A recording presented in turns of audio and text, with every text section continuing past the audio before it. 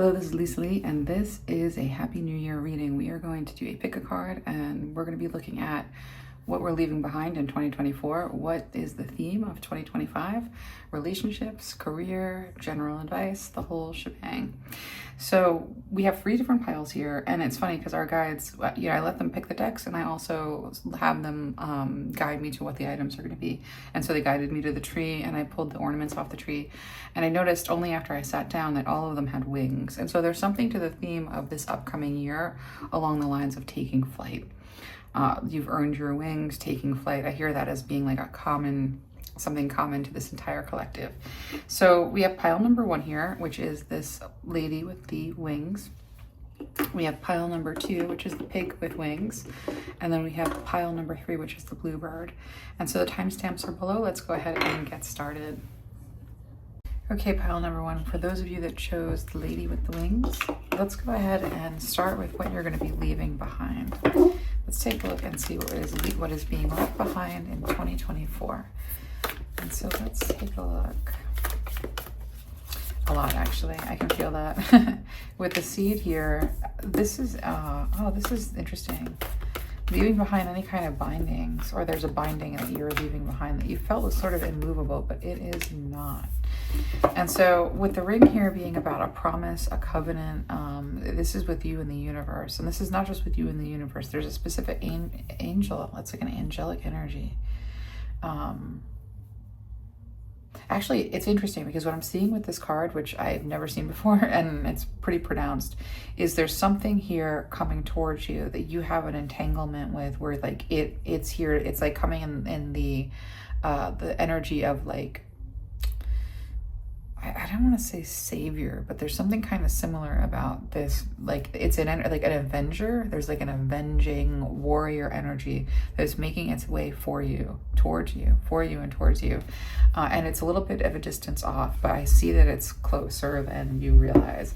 And so for a while, you've been kind of like holding yourself together, and you've been feeling like there's something operating in opposition. The thing that's operating in opposition kind of feels like it's a stone, like a force that's sort of been like where you push up against it and it pushes back, push up against it and it pushes back. And it feels like this goes on forever. It feels like every single time you try to sort of make something of yourself or interact with others or do something, this thing has been kind of like a stone wall that keeps on erecting itself no matter how many times you knock it down. And so this eternal child says that like there's something that has like, it's almost like a parental force field, or some kind of a like avenger, an advocacy kind of energy that is coming towards you with this eternal child. You are recognized as holding something very valuable, and you've been holding tight with that very valuable thing. I'm seeing that as being like this gem, and there's things that are keeping an eye on you and what you have and what can you be and what are you going to do. And it kind of keeps on presenting itself as like a stone, like a blockage in the way that, again, it feels like this is just impossible to move. But you're moving to a new place. Something's coming in and helping you, and there's something that you're holding that is of value that you're going to be able to bring out into the world safely. And so this, what you're leaving behind, is this stone, this thing that has been in the way. Let's get a couple of cards on what that means more particularly. It can be like, it's going to take a different form for different people, but for some it's like a phobia, for others it's like a condition. It's something that you have to constantly be negotiating with, and presents itself as an obstacle. And so with that being part of what you're moving beyond, what you're leaving behind in 2024, I just want to take a look and see a little bit about what that might mean exactly, more particularly. Something that you've been fighting with. You've been planning to be free of this problem for kind of a long time. Like, it's been in the works, yeah. And it's something that wants or has wanted to slow your path or take your path. But with strength, you've kind of been wrestling this, and it has kind of kept you from really planning. So we see this being moved out of the way and we see this being left behind. You have been battling this thing for a while. And so there's a victory in whatever that battle is. And this assistance that's coming in, this is like writing, like you have this star here and the star here. And both of those things seem to be like a quantum entanglement. They're energies that travel and are together, and there's something about this energy kind of recognizing that you need help and moving closer and more in orbit with you and bringing that strength into what it means for you to carry this path despite whatever has been sort of close at your heels to sort of keep this from fully happening or fully engaging. And again, that strength card on the bottom of the deck tells me that it's something that you have in some ways like wrestled a little bit. So let's take a look and see what kind of a theme. What is the theme that you are... Actually, I want to use all of these cards.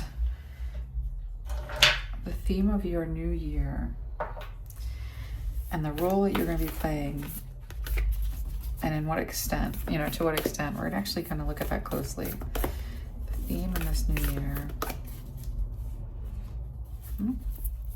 This deck has a funny way of shuffling. It always shuffles in sort of like thick batches. There it is. The theme is mystic. The mystic. Bottom of the deck is the seed. So back to something that you are leaving behind, because I'm seeing that seed as being sort of what was kind of, it was ready to grow, it was supposed to grow, and there were like layers, like this this journey that you have been on has been sideways, upside down, really, really difficult, especially in regards to this card, this mystic.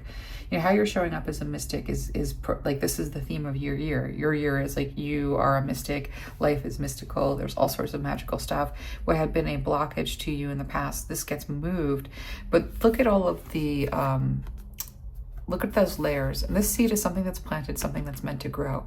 Every single one of these layers between the seed and the edge of the card seems like along the lines of like looking back at that stone, that thing that has kind of like asserted itself every time you've tried to make some sort of headway. For some of you, this is going to be like very specifically an illness. For others, I'm seeing it as being a pattern, a relationship pattern, where like you're waiting to just have this relationship or that relationship like work out in a way where it doesn't take the focus from other things. So, you know, you have the support system and then you can focus, and like this, the same like captivity type of relationship coming after you over and over again and having to overcome that. And for others of you, it's going to be like limitations associated with like really just heavy responsibilities that kind of take up all the space in your life. But there's been like an orchestrated distance between what you have and are meant to sort of allow to grow and kind of take seed and take place in this world, something that you're holding that's of great value, and everything that has ever come against that. And so this year really speaks of where the journey takes a turn for you being able to overcome whatever this distance between the magic that you have and your ability to access it. And so the role that you play in all of that, and I'll get the story in just a little bit. Let's take a closer look with the mystic and the seed and the role that you're playing with these energies. So you already are a mystic. Your guys are saying like for sure you are. You're already sort of, you've been doing the work and you've been walking the mystic walk, but there's new sight coming to you. And it's sort of double what it has been. New sight and new inspiration, and you're being, you're covered and you're protected. And even though in some ways like there's a lot of darkness around you, observing you, like you're observing. you're being observed here. Still the light and the strongholds that keep you protected are going to continue to keep you protected. You operate as a very, very bright light in the darkness. And as a very, very bright light in the darkness, you may feel sometimes like you're not as protected as you want to be, or you're underprotected. But the truth is, there's an activation here that's going to kind of change the way that you kind of perceive what it means to be surrounded by so much darkness, but also be completely protected. Nice. So this journey that you're on was always going to be like a super significant one. And to the extent that like there's a I don't want to say that there's a final battle, because with the strength card on the bottom of the deck, it's been like taming a wild lion, living with a wild lion and like trying to tame it in one way or another. Like that wild lion coming up as like, you know, something that opposes your, you know, smooth sailing or all of your strengths. And with this loss and risks and this gambler card associated with the mystic, the way that you lose this, the way that you leave this behind, the way that this stops being a problem in your life, it's very sleight of hand. It's actually kind of like, it's this is a sort of an interesting way that your guys are showing me. If you think about Sisyphus rolling that big rock up the hill every single day, you know, over and over again forever and never being free of it, it's like Sisyphus like stops to like wipe his brow and the rock just falls off the cliff and into the ocean, and it's no longer there and it's no longer a problem. And so like this loss and this risks is sort of telling me that the way that this is moved, like the way that you move past this, it's part of your journey to have had to encounter this. It was part of your journey to have to be in this, like, it's like a bad relationship with whatever this thing is. And it's shapeshifter. Your guys are saying it's shapeshift. So it's just like taken the form of like in your way. And the way that your guides have you being freed from this is, it's almost like like a sleight of hand is a good way of putting it, but I want to get a little clearer because it's not,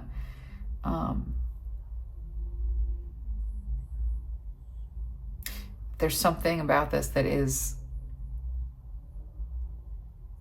you lose this like very almost accidentally, or it gets lost almost accidentally, or it gets knocked off of its position and it no longer is a problem. It's a very strange thing. It's like a sleight of hand. Again, getting any more specific, I'm not, our guides aren't giving me that information, but it does seem like whatever it is, it's like you something small happens, or something that's seemingly insignificant, or, you know, a certain decision or a certain turn, you know, down a certain block, and it just kind of gets lost. It's a very strange thing that I'm seeing. And I guess it could be like your guys are saying shift in timelines. It's not going to be something that is like particularly obvious until after the fact, when you're like, oh my gosh, that thing is gone. With the muse and the generosity, you are not only sort of coming in the form of a mystic this year, really showing up as that mystic, and there's something here that's growing and growing here. So there, again, I hear the word transfiguration that came through like before, and I didn't know it. I wanted to look it up and I didn't get to. So transfiguration, like there's something that is operating as an obstacle that in an instant it transforms into something else. And in that sleight of hand, it's like a magic trick. And so even if you've been like looking at your life and being like, I've gotten just nothing but an unlucky deal all along, there's something about this that was just like a magic trick. Like it looked one way, and then like something happens and there's a big reveal, and suddenly now it all makes sense. There's a reason, like there's a punchline, like there's something about the lead up to this that was sort of incoherent, and then that moment of change gives the whole new context, and you have this transformation where this seed of potential becomes a blooming of actuality. And that for you intersects with this generosity, this muse, this energy of the divine genius that is coming through your speech and what you say and how you act and what you do. And it's making a huge difference. It's bringing a lot of light to places where like there was none. And so with this unknown journey, like everything up to this point has been a part of the journey, but everything that you are going towards is going to be a part of the journey. And there's something significant about you being on a journey where it's like there's almost no free will. Your guys are saying like this is one of these situations where like there's not, like I'm seeing quicksand. So quicksand is the more you struggle, the more you sink. And so the way that your road has taken, or the way that your road has led, is there's a level of relinquishment that has had to happen, because every time you try to fight who you are or what your path is, or just the unique nature or your unique self, it kind of ends up being like you sink instead of float. And so your guides are saying like not only is there a transformation in terms of energies coming towards you and operating through and around you, but also it releases you from whatever this bondage has been. And it does so in a way that is almost like a blink of an eye. It's really quick. Or it's like, your guys are saying like a blink of an eye, sleight of hand. It's more like, it's hard to nail the exact wording or the very specific analogy. But if you can kind of get the gist of like something that just sort of like swoops in, does something, yeah, there's a reveal, let's go. it's harder to get closer to exactly what this is. I feel like sort of, that's the neighborhood of what it is. And so you show up with curiosity, and you kind of make that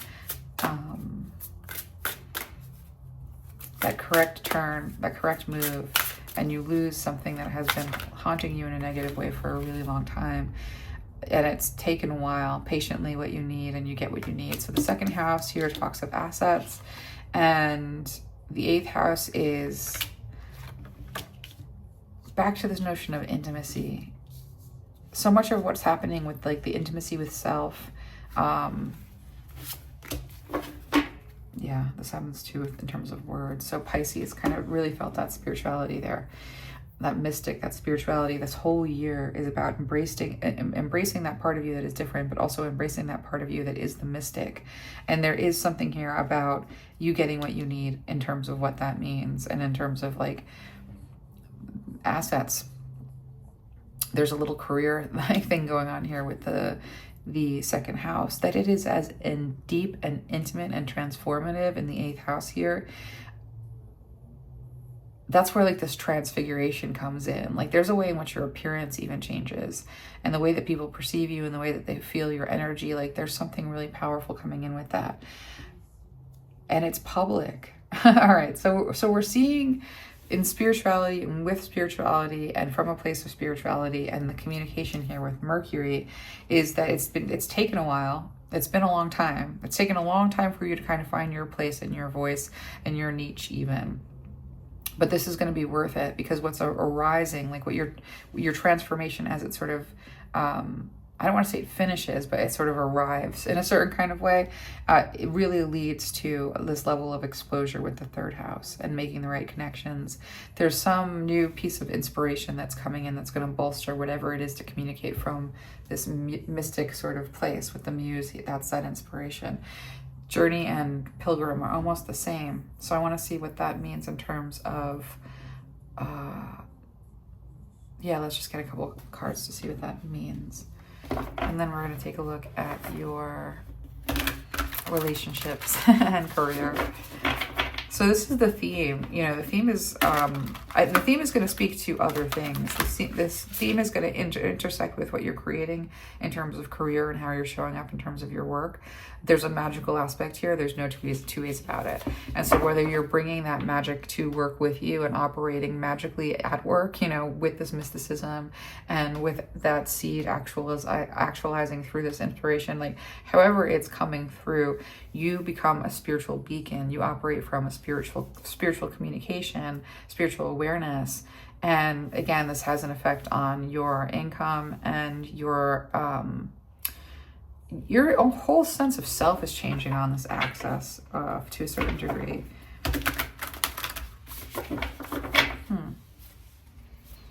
Even the way that you feel about yourself, like suddenly the journey isn't a place, like the journey doesn't have the tyranny of like needing to have a certain kind of destination.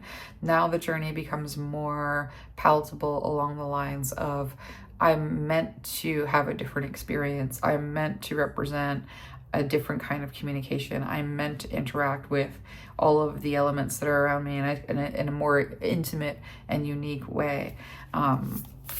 It's an acceptance that leads to an experience of the journey that you were already on and meant to be on, but that you're meant to sort of continue on in a more, like with the muse, in a more light and like bright kind of way. Queen of Wands and the Star. Yeah, exactly. So with Temperance being about angelic assistance and about healing and about bringing in balance, all of this stuff, you know, in terms of this journey is going to be this Queen of Wands and the Star. So you're bringing in a level of like fire to this otherwise very watery kind of place. Again, there's such like Aquarius energy here, Pisces energy here, Leo energy here. And with the Star and the Temperance card, like we are talking about a level of healing for you that is almost, it's like complete, it's comprehensive.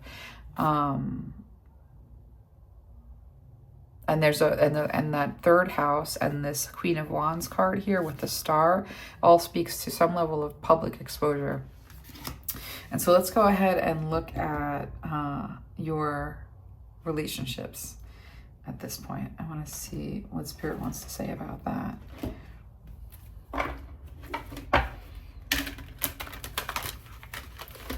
What's happening with your relationships? There's something with the Strength card that you have really been wrestling in the way of opposition all of 2024, but like way before that. And 2024 just ended up being like the wrestling match that wouldn't end. Like I'm seeing somebody who's like getting thrown down and they're like pushing back and now they're in one place and the other. It's like an actual wrestling match that just, it goes on and on and on, because I'm seeing someone like get ready for work in the morning and they're wrestling, and they're in the they're getting in the car and they're wrestling. Like there's something that they have to like wrestle to the ground in order to take 2 steps forward and 5 steps forward. And this has been like, this is what you're leaving behind, but this has been really like difficult to deal with. And man, is this thing after your path. It has been after your path. Can't have your path. And I think that that's sort of this self-actualization that kind of comes in here. And self-actualization is a weak word for what I'm feeling in the way of what is potential of being actualized. Your guys want you to know that there's nothing that can stand between you and the path that you're meant to take, that whatever opposition you have faced has been about like a timing issue, like whatever this energy has thought about its own capacity to keep you, like you cannot be kept. You are 100% more supported than you can even imagine. It's actually been about timing and tempering you in a certain kind of way, but that there's nothing that this energy can do. That's why it's such a sleight of hand moment when this blockage is removed. It happens at such a blink of an eye, like such a random thing, something that you have been wrestling and wrestling and wrestling, and then all of a sudden like a slip of time, and it's gone. So what your guys are saying about relationships this year,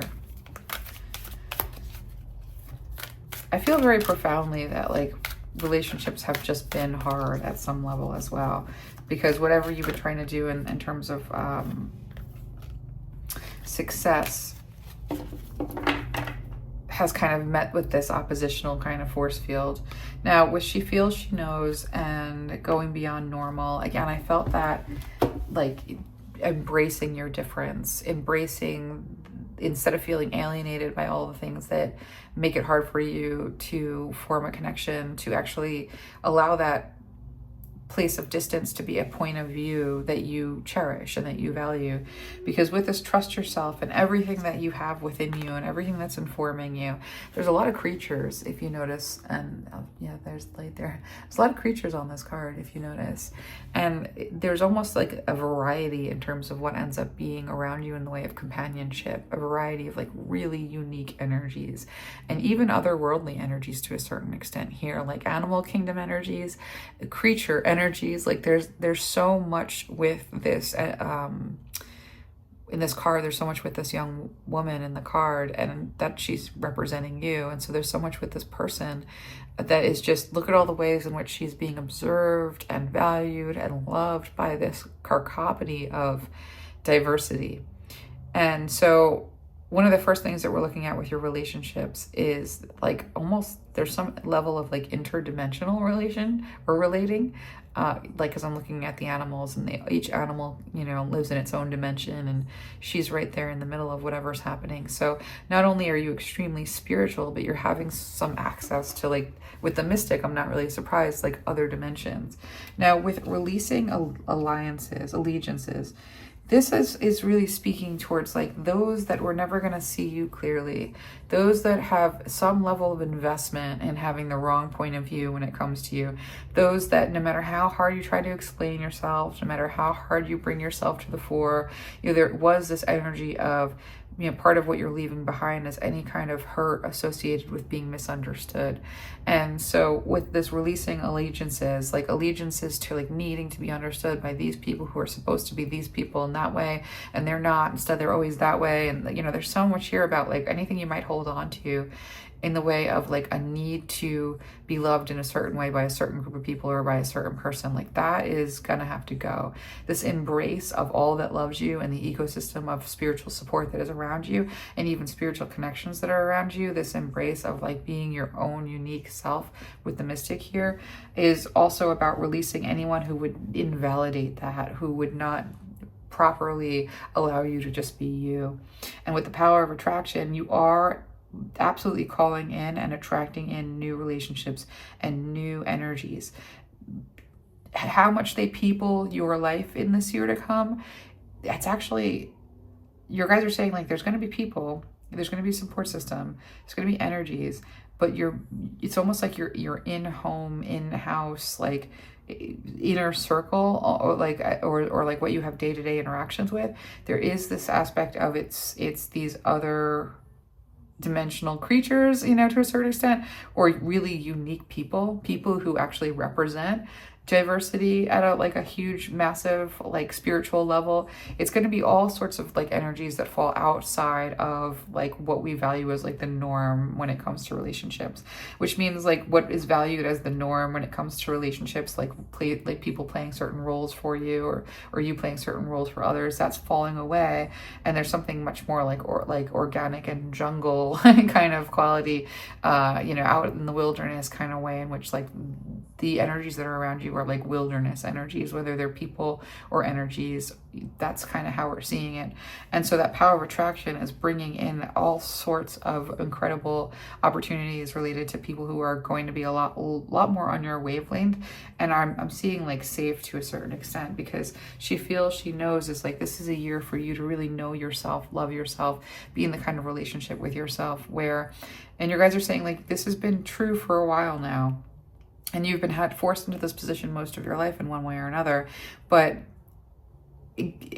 all of that settling into a place of not only acceptance, but happiness and love and satisfaction is a lot of what it is to sort of like be very much allowing yourself to be this mystic and be in this mystical place, and having that mystic experience be something that you value, even if those that you want to value it don't necessarily see it in the same way.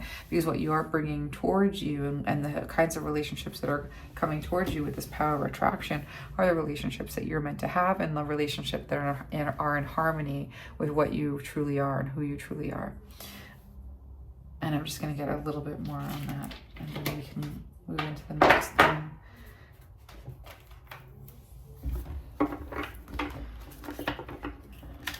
I'm just going to see the energies that are around you in terms of like relationships. Like, what are the very specific energies that are around you?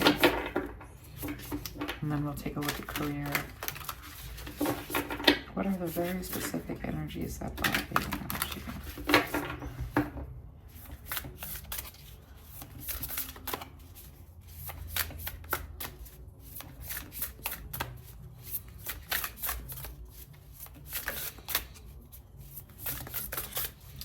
Cards are heavy today.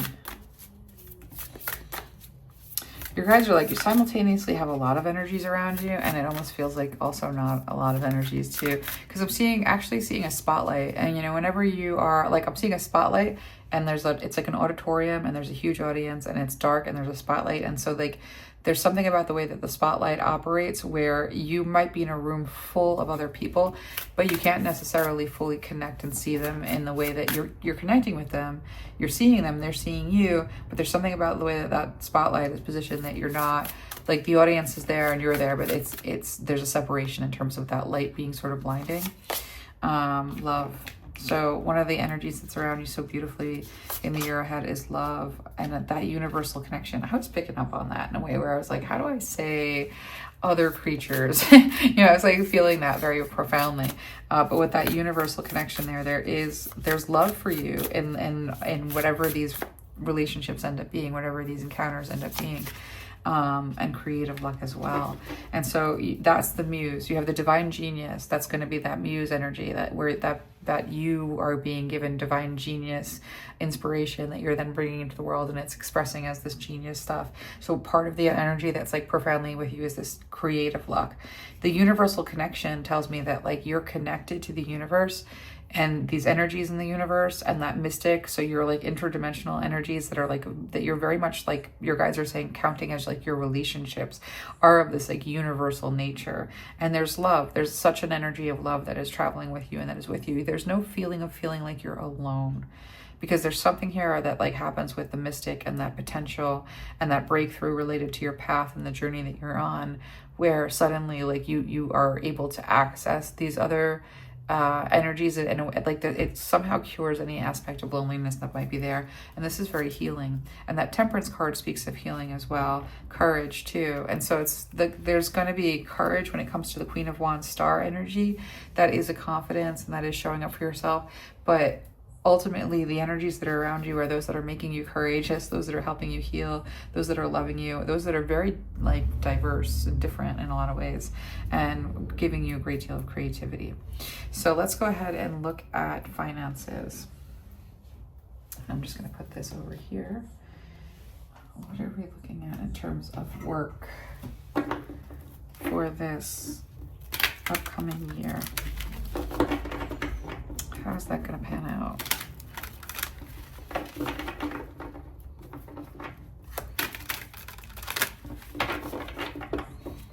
Okay, let's see what's happening in terms of mystery. That's never, I mean, that's always, this is making sense though, actually. So with the numinous card and mystery, the unknown, the unknowable, ESP, psychic abilities, inner knowing, the moon. Oh yeah. So you assets. Okay. This is about as clear as it could possibly get in relating with yourself. So like we have the second house of assets showing up twice, and it's showing up with spirituality twice. And so there is something about your career and what you're doing that is a spiritual kind of mystic, you know what I mean? When we have the mystic and we have this is your path and you're meant to be on it, and you've been wrestling something for a long time that is going to sort of transform into like there's something coming towards you in the way of an avenger or a helper or some kind of a thing with that Temperance card, like an angelic assistance that goes a long way to removing whatever blockages there were to your sight, even to your second sight is actually, I'm hearing that come through. And so with that, we do have a way in which this connects to career, because right here, very much like in terms of the role that you're playing, we've got the mystic, then we've got Pisces, which is also the mystic, and then we have it showing up in your second house, which is going to be again money, assets, career, in this 8th house process, which is a major intimate transformation at a level that is almost kind of taboo. And this 3rd house, public, there's a public perspective. There's something about that. There's a performance aspect here with the 3rd house.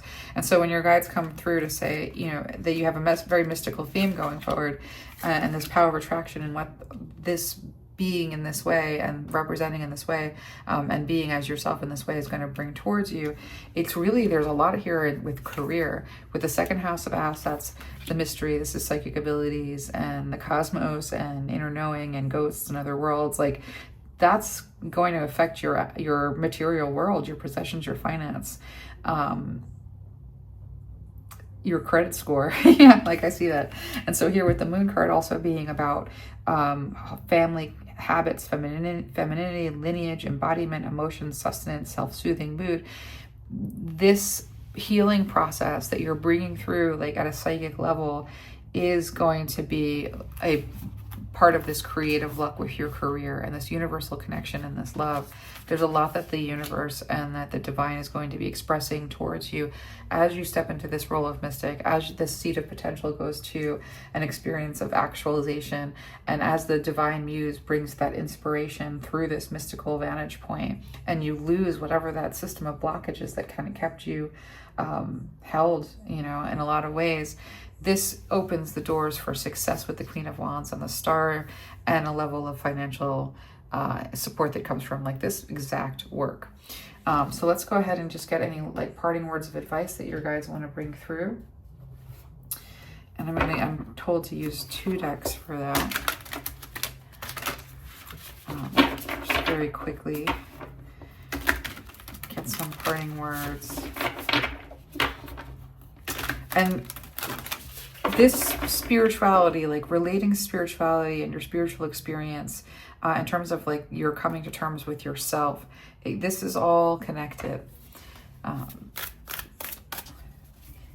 There's almost like a self-acceptance and a falling in love with the self that you are, and a relating this to the world and the way that supports you. And this is going to be extremely healing. This is going to be the healing that you have needed and deserved all along. There's a artificial level of peace that your guides are sort of, like putting you with sweet results await.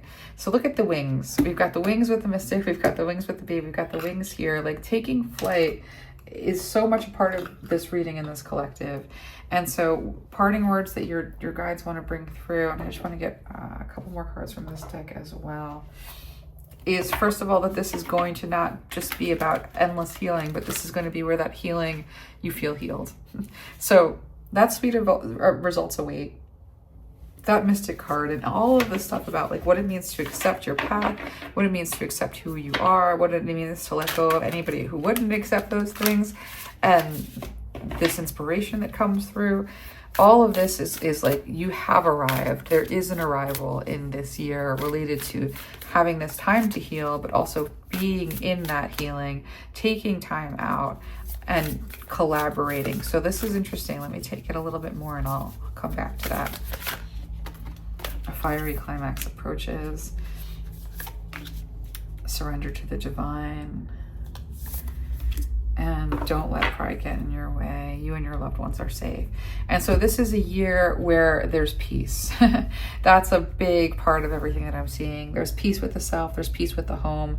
There's peace with your assets because there's stuff coming in because of this very unique, cool expression here. With this time to heal and a fiery climax approaches, that's really in relationship to that strength card and like wrestling this thing off.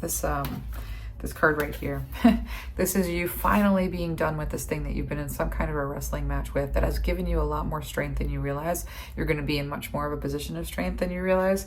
And it's part of your strength training for the path that you're meant to be on. But as you are released from that oppositional energy, we really do see this healing come in. And so like that fiery climax, that moment of just like whatever that sleight of hand, whatever that blink of an eye, whatever that like just it's like a time slip is, it's fast. It's like whatever that's like this fiery climax, it's fast. And it brings in a level of like being able to live in that healing, be in that healing, be in that peace, take that time out to surrender to the divine, to feel at peace, to feel like you can surrender, to feel like you can stop fighting. And that time to collaborate and don't let pride get in your way. There are other people that Spirit is going to bring into your year that you are meant to allow to help you and collaborate with you and work with. And so Spirit is saying that like there's going to be some level of effort related to not only just you and your loved one are safe and that relief and that like I feel like an exhale, it's like a peace. But there's also this way with the full moon in Leo and the time to collaborate where you're meant to be supported in what you're creating and what you're doing. And you have somewhat, I'm feeling like a habit of hyper independence or a habit of like not wanting anybody to get too close. Yeah. And Spirit is saying that is something that you are going to have to sort of a little bit battle, a little bit be aware of. As part of your advice for this year is when people are giving you really good feedback and when people are offering to help and when people are presenting themselves as like mostly like they seem safe, you and your loved ones are safe, that you can start to allow for those people to play supporting roles. And Spirit is going to be doing a lot of hand holding. And as much as you are surrounded by energies that are really universally interesting, like we're talking about creature type of energy, there are certain individuals that also have a creature type of energy that are divinely guided and divinely a part of this mission with that relating in that 7th house. And so pile number 1, I'm so grateful that we got to do this. This is looking really good for you. I'm just seeing if Spirit wants to bring through any like last minute advice. Mainly that like it's a time of things being a lot easier. There's a time of ease. And even though the year ahead does look sort of tumultuous in terms of if you're going to glance at it at face value, but Spirit is saying like there's so much more for you. It's such an easier year. There's so much healing in this year. There's so much peace in this year. And there's even a new sense of self with whatever this transformation ends up being. So with that, sweet results await. And I send you lots of blessings and lots of love, and I'll see you again soon. Okay, for those of you that chose pile number 2, the flying pig, let's go ahead and start your reading. So let's take a look and see what you're leaving behind. What in 2024 are you leaving behind? What has to go? The apocalypse. So that's part of it. Yeah, and the box. And the bottom of the deck energy here is the vow. And so there's this is interesting. So, you know, sort of what I'm seeing in terms of what it is that you are leaving behind with 2024. That vow there is simultaneously a promise that the universe has with you, for you, that the universe has your back and you are powerfully assisted. And it's not really felt that way with the apocalypse and the box here. The box and the apocalypse tells me that things have been really like precarious. It, you know, like where it just seems like you're walking on a boat during a storm and it's just moving you around, and there's just a way in which that, like, you know, is the impending doom going to actualize or not? And the box is, you know, I'm almost seeing this as like stairs that you're climbing the stairs, trying to get to that place of pinnacle, safety, stability, climbing the stairs.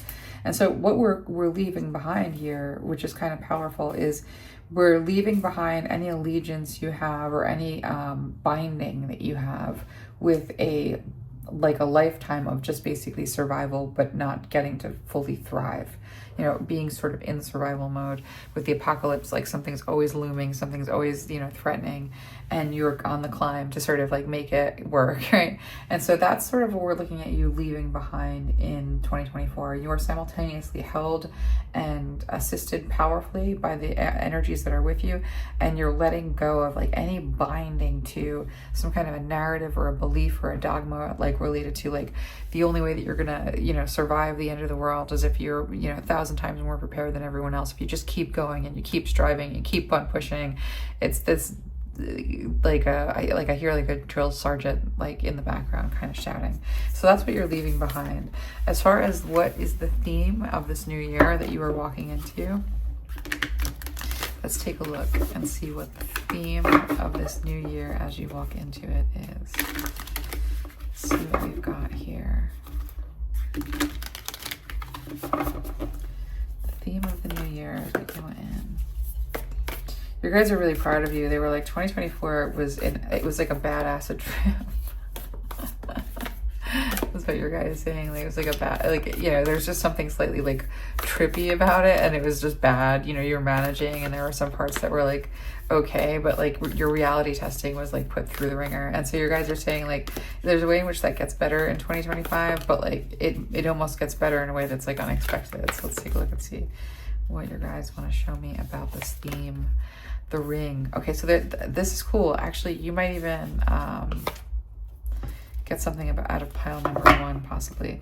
So with the mask and the offering and the ring here, the theme of this year ahead is about receiving assistance, actually. So this ring is something as a vow, a covenant. Like I saw that in the original energy.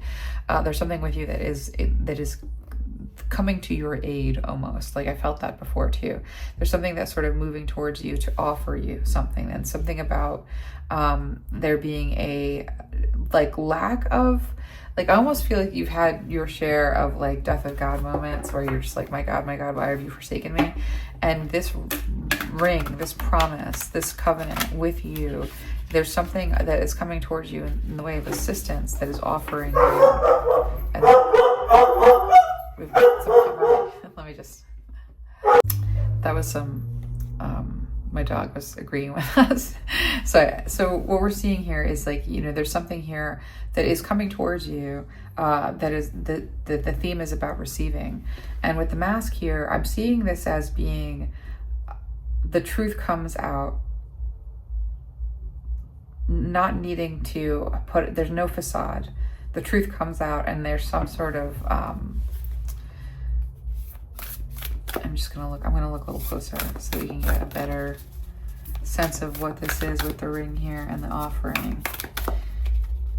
It's funny the way that ring is showing up as like, I'm seeing something that like sees you, knows you, has a covenant with you, has a relationship with you. Like, and I don't know if it's at an astral, like spiritual level. Something that is meant for you, that is like literally divinely meant for you to have.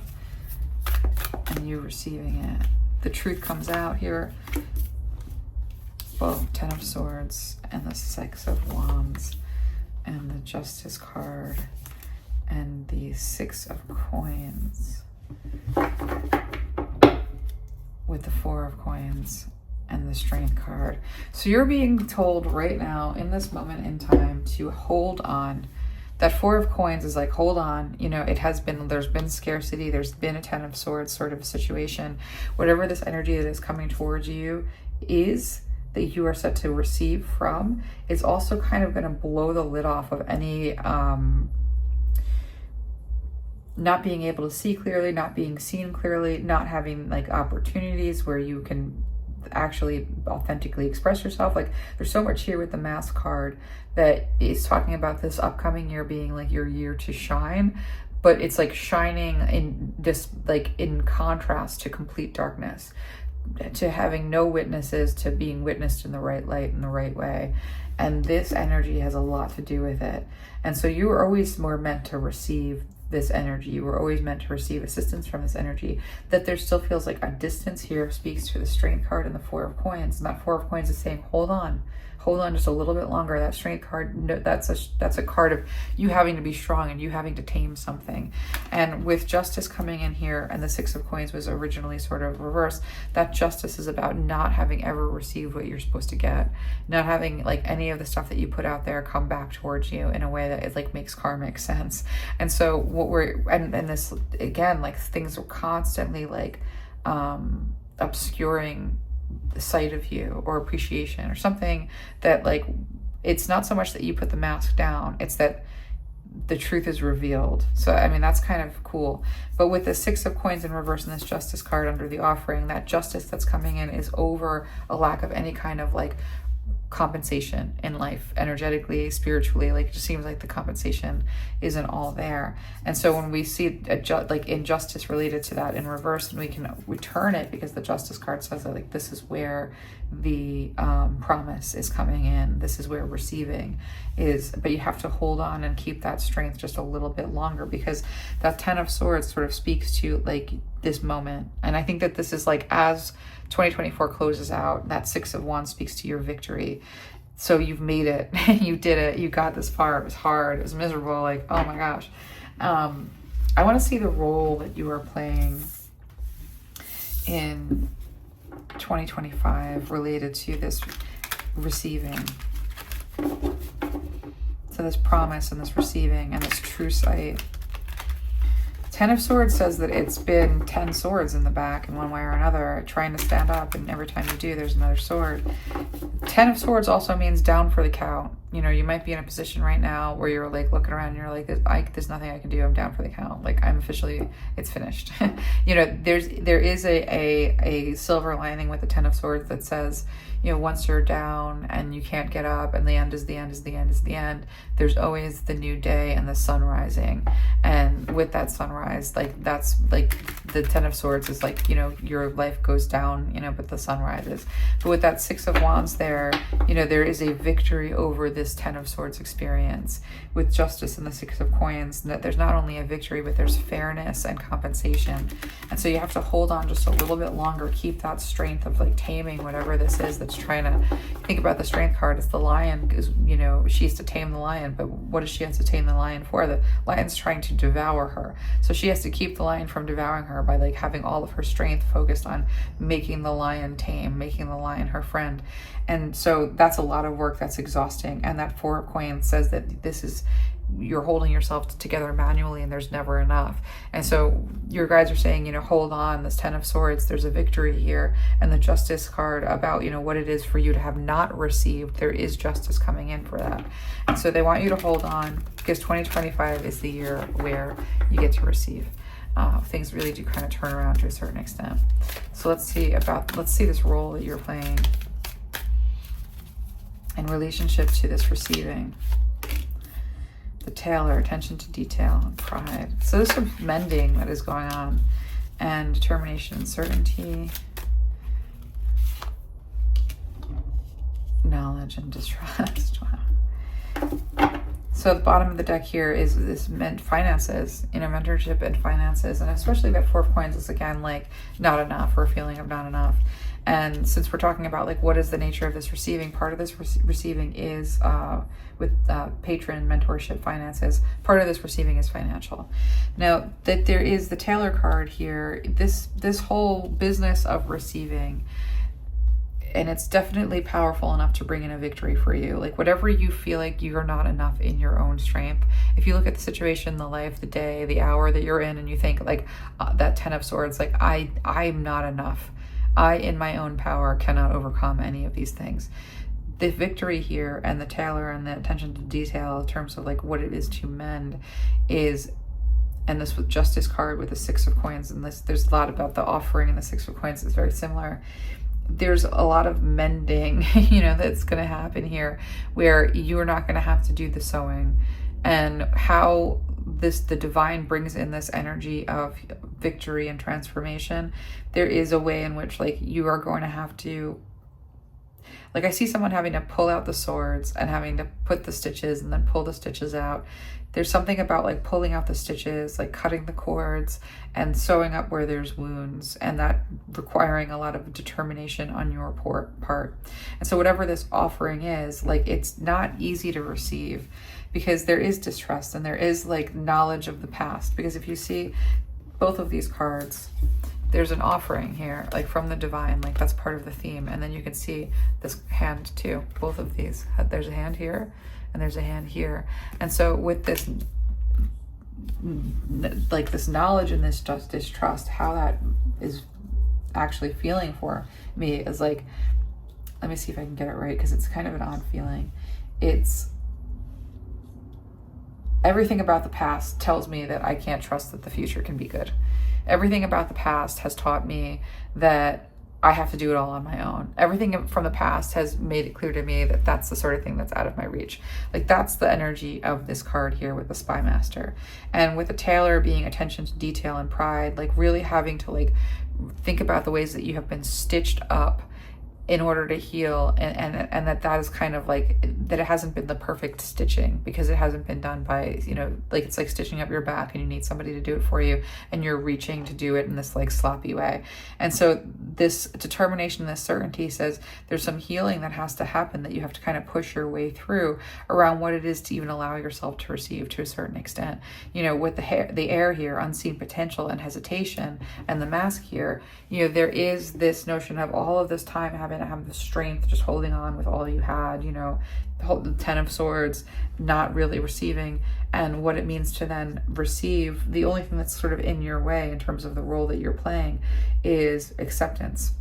Accepting this, the heir to the throne has to actually like accept this position. And for you, you know, when it comes to the offering that's coming in financially, and you having to kind of heal and put yourself back together to the extent that that you let people in a little bit, that you let assistance in a little bit, that you allow for a space that says, yes, this is here, yes, this is for me, and I don't have to fight to keep it. I'm just gonna let the offering be the offering. I'm gonna receive it, and I'm gonna keep on going, and I'm not gonna try to figure out what it means and how do I make sense of this, and can I do this, can I not do this? Like there's a lot there with the swords and having to overcome what you've already overcome. You know, that 6 of Wands says you've overcome the 10 of Swords with a great victory, and these cards here speak of like your role in overcoming these swords with great victory is allowing yourself to have a different experience. And so let me see exactly in what way this is most impactful over your life. Let's take a look and see what that.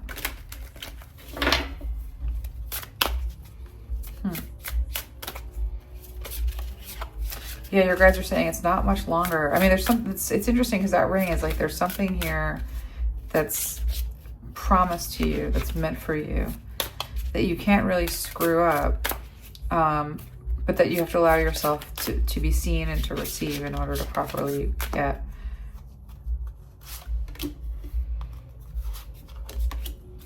Yeah, this is going to be,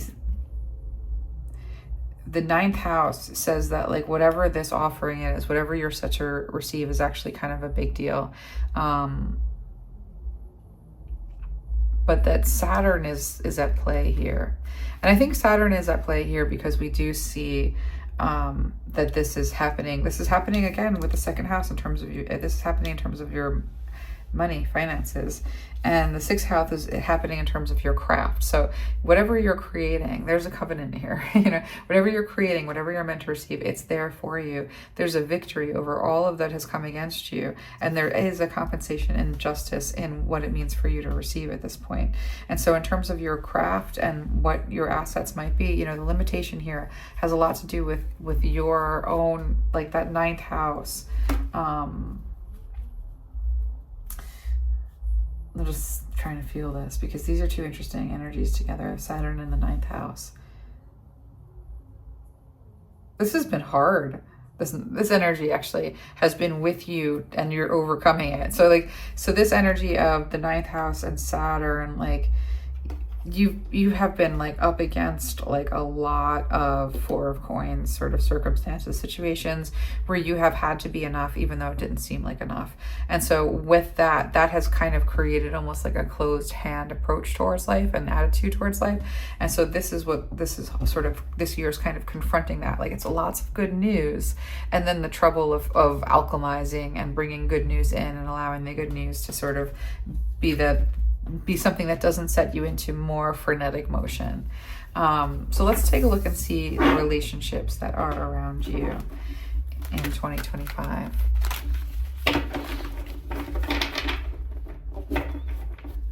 Yeah, the air card there says like this is meant for you. You've always been meant to receive this. The ring, the crown, like it's a covenant. It's what you're meant to do, how you're meant to be. But there's a determination to overcome slights of the past as well. I think that there's something to do with like others here that I'm gonna, when we ask about relationships, I'll be able to see a little more clearly, because this is speaking to me as like a relational thing in terms of the role that you play in this receiving. Guarding. Yeah, I felt that pretty profoundly.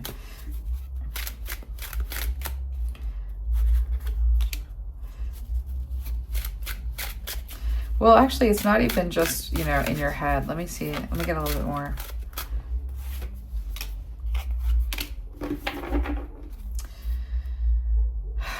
Yeah. So these two sevens are coming out, and I think that that's significant because this is going to be where you're set to receive a great deal.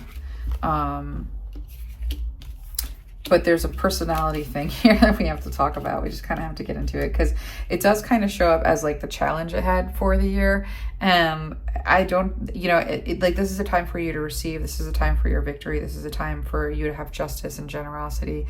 And there is with this bottom of the deck energy of like finances and that, craft and second house also speaks to finances. And so what I want to sort of do is take a little bit of time here, in this reading to kind of just check some of this behavior that exists, because it's not, there's no condemnation, but I want you to receive in a joyful, abundant, happy way and not like worried the whole time. So let me just have some water. This these cards are, they don't have significant fires, like it's Dungeon and Dragons deck, so the meanings can kind of change a little bit. But this is a Seven of Wands, but this particular Seven of Wands speaks to me as every single time, like this is the fruits of your labor being eaten as fast as you can create them. And so there's this frenetic energy, and I kind of picked up on it, where you're having a tremendous amount of success here with the ring and the offering and the Six of Wands and that Six of Coins, but it's almost like as soon as you can create something, it gets gobbled right up. And then with the Seven of Swords, yeah, like this is an interesting way that this is coming through. This is something where, again, there seems to be a lot of darkness, a lot of like predatory energy around what you're creating. So what you're creating, feeling like there's predatory energy, and what you're creating, feeling like as soon as you get it done, it like gets eaten up again. This is not so much like a world problem or a problem that's out there. Actually, this is some serious conditioning with that Saturn and that ninth house. Whatever that Saturn ninth house experience was that conditioned you towards a kind of stinginess around what you have to offer or what it means to offer, And it makes sense. I want to tell you that it makes sense. I felt that it makes sense because I can tell that you have experience. There's something about your Akashic records here that you have an experience of being exploited, that you have an experience of being taken advantage of, that you have an experience of being dehumanized and like recast in something else. There's a lot there that would make you sort of very protective of what it is that you are and what it is that you have to offer, especially with this 10 of Wands, or 10 of Swords, I'll show you. Because we see the 10 of Swords twice. We see the 10 of Swords over here, and we've got the 10, and she's holding a sword. And so again, with this 10 of Swords, this is again about all these energies that are sort of like calculating and figuring out like how do they get towards her, how do they take this, how do, you know, she's got to keep her focus on this defense because of all this calculating energy around her. Over here we've got a 10 of Swords as well, and you can see, like, you know, the treasure that you hold, the treasure that you have always known that you had and always known that you walk around with, letting people get close to that. Like suddenly your alarm bells go off because you don't trust. Why are people, you know, advancing like this? Like, what are they up to? Like, why are they doing this? Like, what are they going to think? Are they going to hate me because of this? Are they going to hate me because of that? There's a lot of defense that goes with this card right here. And so the work that is, you know, the role that you play and what it means to receive is kind of confronting some of what exposure does to you. Any level of exposure seems to bring up this 10 of Swords, like sort of clenching against, you know, like you're not going to put your hand out and you're going to stand here. You know what I mean? There's something here with that. And that's with the Hierophant going to be related to the structures that informed your sense of the world, your sense of experience, like the competition and like the capitalism here that you kind of broke, like the schools that you went to, the institutions that you were stuck in. Like these were all experiences where like what you had to offer was in one way or another kind of abused. And so there's a call to kind of like check that a little bit, because that's going to be the hardest part of what it means for you to receive here. That your potential can somehow be co-opted, taken over, taken from you. We have a little kitty. You can't see, but my kitty just popped up. That's going to keep you from seeing the sweetness of life and experiencing that sweetness and experiencing what it is to have and hold and have people sometimes look at something that you have and you hold with a level of envy and just letting them do that, not taking it all the way to heart. Like there's a lot that has to happen in terms of you having some level of success, and whether people appreciate that in the right way or the wrong way, not letting it matter, not letting it upset you, not letting it keep you from being at your best and doing your best, because you are creating something really valuable and that has a magnetism to it, you know, with this card right here. And to the extent that as fast as you can create it, there is somebody wants it. Like that's all a good thing if you have it in mind in the right way. If you don't have it in mind of like, not only do I have to create it, but then I have to make sure that everybody who is receiving it is receiving it in the right way and doing with it the right thing. Like that's not what you want to do. You want to just create it and hold it with an open hand. Your guides are the ones who are in charge of taking care of you that way. They know what they're doing, you know. And with this 7 of Wands again, you know, if there is somebody who is receiving it as fast as you're putting it out, you only have to let that be a demanding force in your life to the extent that you, like, you know, as long as there are people who are like chomping at the bit to hurry you along or to have, you know, or have you produce at a certain kind of pace, you don't necessarily have to take that to heart either. You can create at the pace that you're creating, and those that can appreciate your pacing can love you, and those that can't appreciate your pacing don't have to. And you're gonna have peace with that as well. And so you're not gonna be dictated by demand, because that will drive you crazy. And you're not gonna be overprotective of what you're trying to create, because there's really only one way to like fully receive in this way, and it's outside of trying to control anything. So that's a little lesson kind of thing that we're having in terms of what this means to work with this, you know, this year ahead and the energies ahead. So relationships like are a little challenging, because I think that receiving is a little challenging overall, and receiving when the stakes are really low because there's not a lot and you're trying your best, and like, you know, those that are around you are there for some kind of a reason that you can trust a little bit more than if you are perceived to have something and your experience having something when others, you know, want it. And like that can be a whole new like level of interpersonal confusion and upset that we want to think about in terms of like your relationships. So I want to get a little bit more on relationships because I don't want to just leave it there. I feel like that's just like cautionary, you know, like some level of cautionary. A way to sort of receive properly is to just be aware that those things might be a pitfall, and to work on what it is to trust the divine, because that's going to be the big, you know, part of what it is to receive what you have coming towards you. And this year where receiving is a thing, is having the kind of relationship with your divine guidance where you can turn to them and say, like, I'm freaking out, like, I don't want to feel this way, but I am, and have your guides like bring in that energy of peace, bring in that energy of trust. You trust that, you know, when you create something, it's going to be received in the right way, and you don't need to make sure, you know, and you don't need to lobby anyone to, you know, get it right. Like, there's stuff that your guides are there to help you with.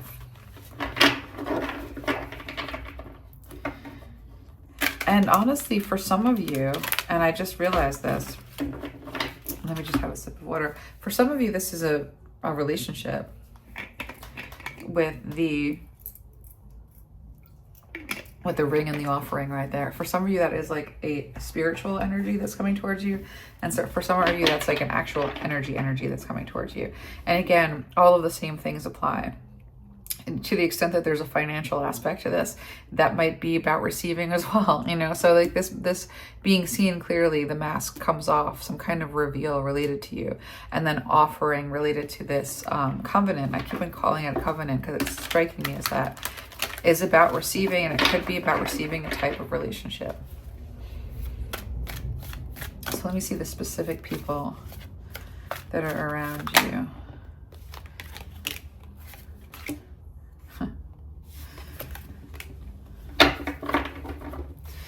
So the seeker energy, this is going to be more than one person, because there are more than one card that I was told to bring out. That seeker energy is going to be energies that like come alongside you, or these energies that thirst for wisdom and truth wherever they are. So you have that kind of like, those are the people, those are your people. So there are your people, you know, your people are kind of around you. This energy of divine child, this speaks to some people with a special connection to the divine, a person with a special connection to the divine. Definitely I'm getting that neurodivergent joy kind of a vibe with the divine child here. With the Fool card, this is going to be people who, or a person who is just funny, and they know how to laugh, and they know how to make you laugh. And so there's someone who knows how to make you laugh. You know, there are definitely people who are in beautiful connection with the divine energies, you know, with divine energy, that are influenced by spirit, that have a certain kind of innocence and purity that you can trust. And here there is something here with a prostitute in the light attribute. It accentuates the challenge of surviving without negotiating the power of your spirit. And in the shadow aspect, that's placing material consideration and security above self-empowerment. There is an aspect in which, like, the people around you, you know, there might be a little of their shadow, you know, in the mix, you know, insofar as you have divine child energies around you. There also might be like that the person has no ability to defend themselves or take care of themselves properly, you know. With the Fool energy of someone who makes you laugh, and someone who knows how to laugh at life, there also might be a way in which they use humor, you know, to tape over everything and never really get to the bottom of stuff. And with the prostitute energy, you know, you might be around somebody who does place material consideration above everything else, or is materialistic, or is kind of vain. But there also is a way in which this might be an energy that is like teaches you how to overcome any of that stuff. And so there's a beyond money kind of energy, you know, somebody who's like not letting material stuff get in their way, or there's someone who struggles with it or once struggled with it. And there's these other energies that are with you. And overall, it's a group of people who tend to like want to understand and find wisdom and appreciate wisdom, because you are showing up with the mystic energy here. And I guess that means pile number one might be for you as well. So I like this, you know, I like this in terms of relationships. I want to look at your career real fast. Just put that right there. Let's take a look at career. Let's see what Spirit wants to show us.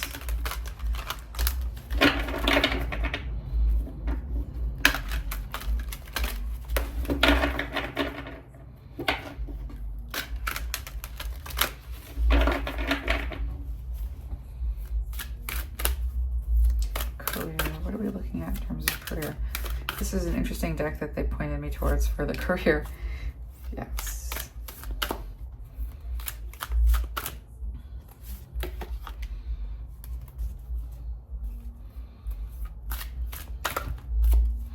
You have a beautiful voice, I'm getting.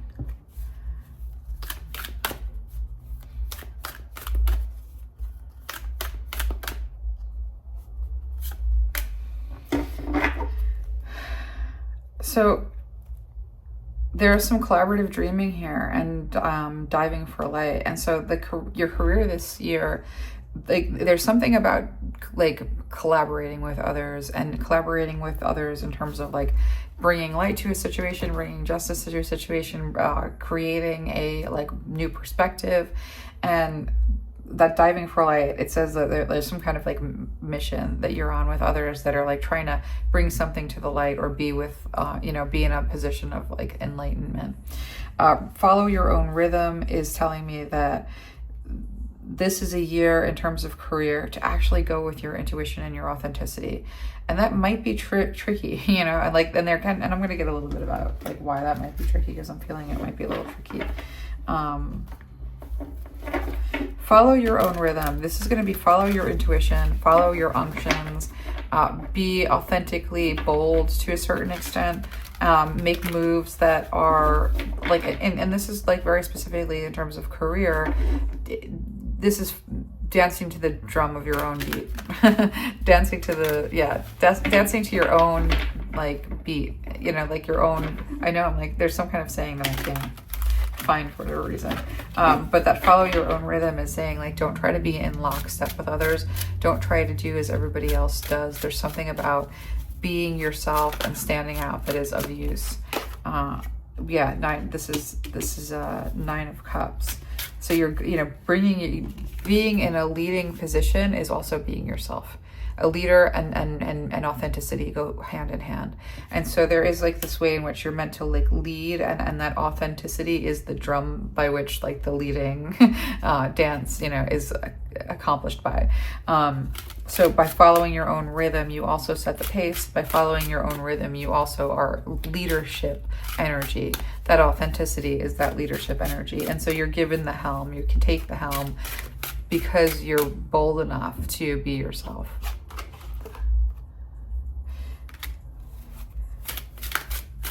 And there's something here. Let me get this. Yeah. So this 6 of Coins, like there's something that is coming towards you. There's something that is making its way towards you that is assistance. And so this is either new people in the workplace that are going to bring a lot to the table that is going to help you sort of open doors for yourself and others, or there's an energy that is backing you up and helping you open doors. And so there's some sort of assistance with this. And again, if you're operating from that authentic confidence, that center of gravity, that position, like puts you in a leadership position. It establishes you as a leader, because only people who can be themselves like fully without apology, like those are the people who are like naturally holding the energy of leadership. And so there's something here about assistance or somebody who backs you, or an energy that is helping you open doors for yourself and those that are alongside you. But there is an 8 of Coins, sort of protect yourself energy here with softly, softly, the tender touch. There's a way in which you're meant to have a shield with you. So like as you go into your career and as you go into your work, that authenticity is leadership. That leadership brings in these allies. These allies are enabling you to like lead the way and open the door. That said, you want to protect yourself from like talking about anything that is not helpful. So there is a protection that you're meant to bring with you as like a shield, and that is related to your voice. With softly, softly, the tender touch, there's a way in which you want to watch the way that you speak. You want to speak in the most effective way. And so authenticity and marching to the beat of your own drum, and those that are going to be seeing you as a leader as a result and being behind you in this way for finding leadership qualities in you, that kind of puts you at a point where people are going to come at you for any little thing that you say. it's going to create the kind of atmosphere where if you're just having a bad day and you feel like venting about somebody, that's going to come back to bite you in the butt. If you are just saying stuff for the sake of like getting something done, and you know you should do a better job, but you're not doing it and you don't care, like there's something about watching your words and making sure that they're delivered in the right way that isn't masking, and then it's also not like changing who you are in order to like show up with a certain tender, soft voice, but it's about having a decision that you make ahead of time that says, I'm showing up authentically as myself, and because I want to shield, you know, against anybody who would find fault with me, because I'm going to be presenting as a leader, and it's going to be felt as a threat for people who like are competing with me, whether I like it or not. I'm going to watch my words. I'm going to watch the way that my words are delivered. I'm doing that from an authentic place of knowing what I want and knowing how to get it, which is being able to deliver my speech in an appropriate way.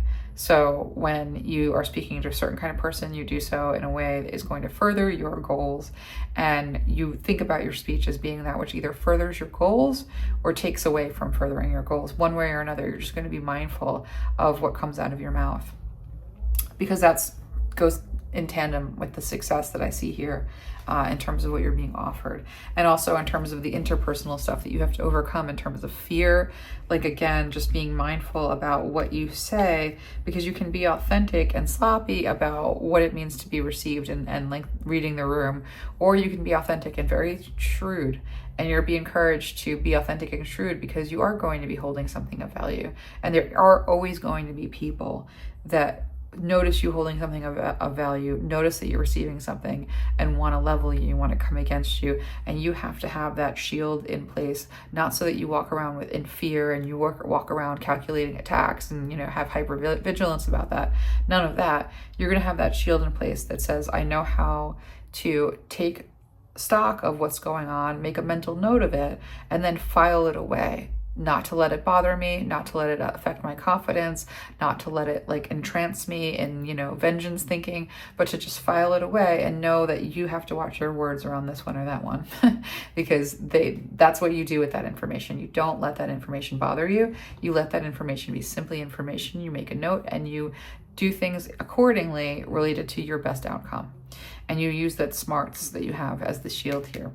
Because right here where we have releasing allegiances, what you are going to release are those people that would take from you is the moment that you would make something that would drive you at a pace that would be unhealthy for you. Like all the stuff that comes with, you know, expectations, because this is a time of change. And with a time of change and a Wheel of Fortune kind of moment like this is a moment where you are moving from that Ten of Swords into a place of Six of Wands victory.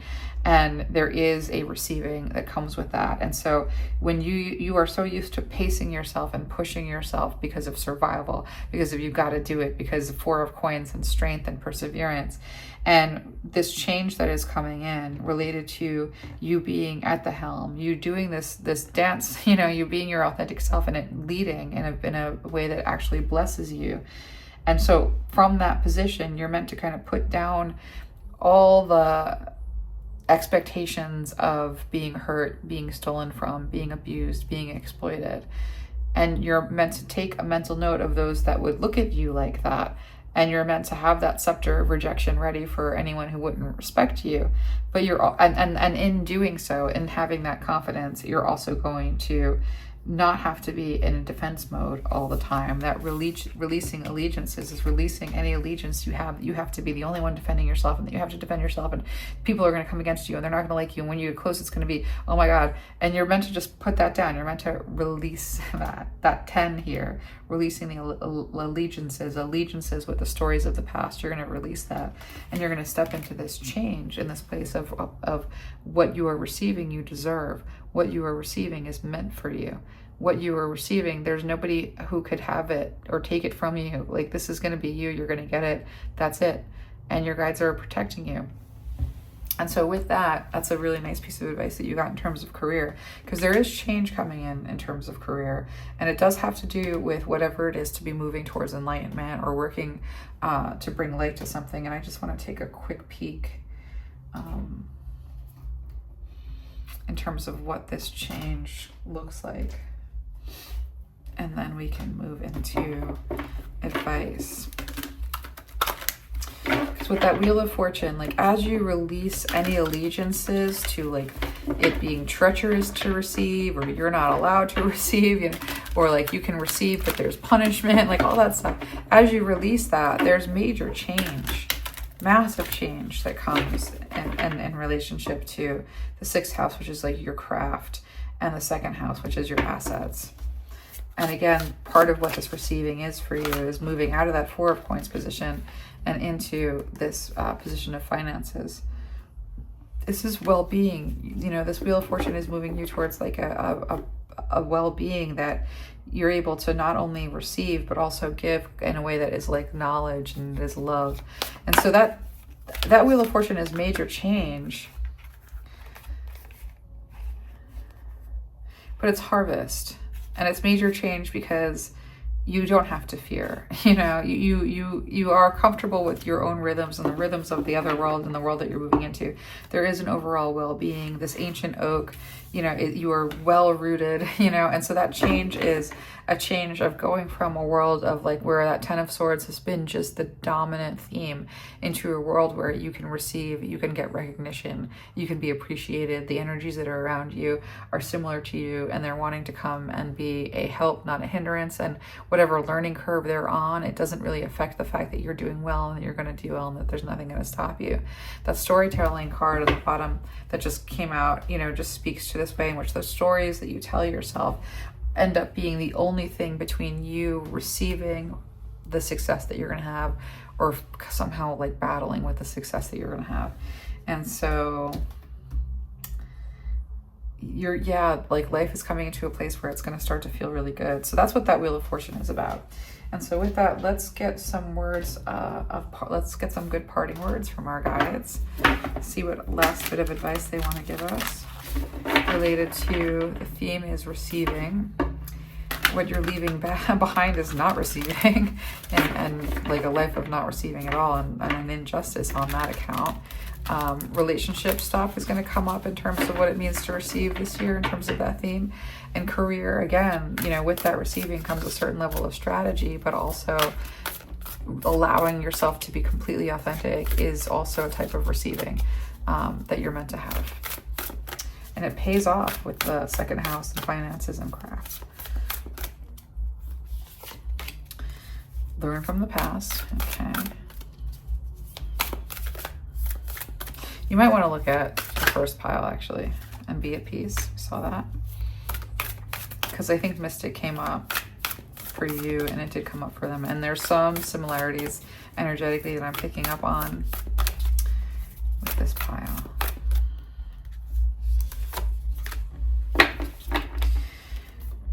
So this time for a beginner's mind, like you are stepping into a new beginning. Freedom is yours. Like, so this new beginning does allow for freedom, where 4 of Coins, it feels like no freedom. This is going to be like this time for a beginner's mind. What it means to receive for you is actually to have a beginner's mind, to step into a beginner's mind, to allow yourself to have a beginner's mind. Because the mind that evaluates the past and projects it on the future is a mind that says there's no easy way to receive, you know, like it's all treacherous. And so you're meant to have a beginner's mind about what it is to be in this Wheel of Fortune new space of receiving, a gentler kind of approach to what it means to react and interact with others, and that it's safe, you know, that you're safe, that you can be at peace with this, and that the shield that you're meant to employ is a shield that says, yes, I know when people, you know, aren't perfect, but no, I'm not going to allow that to affect me, even when they're so unbelievably imperfect as to make a show of it. I'm still not going to give it a time and space in my mind and my heart. It can be filed away as information and left there. And so with the learn from the past, this is sort of a learning curve, you know, this change that's coming in for you, albeit very positive, is one where you're going to have to sort of look at the past and say, yes, I understand that, you know, all of these terrible things can and do happen, but I'm going to learn from this experience and understand that that learning that I have it. It's mine. No one can take it away. This card is feeling so much like that. Once you've overcome a narcissist, you never, you know, like once you've truly overcome a narcissist, you can spot a narcissist from 100 miles away. You're not going to have that problem twice. Is that a perfect truth? It's not a perfect truth, but it's likely, you know, like if you've really gotten through it, if you've really gotten to the other side of it, if you've really healed from it, you're going to see those traits. You're not going to make that mistake twice. And so like this learn from the past is simultaneously that you have learned from the past, but that you don't have to live in the past, that you don't have to keep on re-experiencing the past in order to keep those lessons alive. That you can actually learn from the past, make a note, have an observation, understand when you see those certain behaviors in people that you observe, you put it in the filing cabinet of the back of your mind, you make little adjustments in terms of your behavior because you know, because you learned, because you understand, and now you walk with confidence. You don't have to watch it all the time. You don't have to get strategic with it, you know? And so there is something about this learn from the past that is allowing you to take the lessons from the past and use them like a badge of honor, like a confidence, like something that you can root in powerfully, and not something that informs a defense strategy that never ends. So that's important, because be at peace. A big part of your reading and what it means to receive is to allow yourself to receive and be at peace in that receiving. And this is going to bring things up. It's going to be hard to receive, and it's going to be hard to have peace when you receive, because you are overcoming that 10 of Swords. But you're meant to take this opportunity to clear out that clutter. You know, when you feel threatened, when you have a choice between like, I want to be so careful, like that almost channeled through in a way where I had to like hit the brakes. When you are tempted to react in a way that is like truly like massive defensive over any kind of encroachment on your treasure, which is yourself and which is like your space, like I am feeling this energy of like avoidant attachment just a little bit. And so like whenever you have that impulse to run, you know, when somebody is coming towards you, so much of what you're meant to receive means allowing people to come towards you, allowing opportunities to come towards you, allowing for things to come towards you. And to manage what it is to be in that kind of proximity is gonna be about, you know, when these things come up, when these moments and these triggers hit, looking at your situation, looking at what's come towards you and what you've been living through in the way of receiving, and say, okay, I'm in a part of my life, Wheel of Fortune, things have switched over, and I'm in a place where receiving is something that I have to learn how to do. And it appears very much from your reading that you do have to learn how to do it. And that's going to be this clearing out the clutter.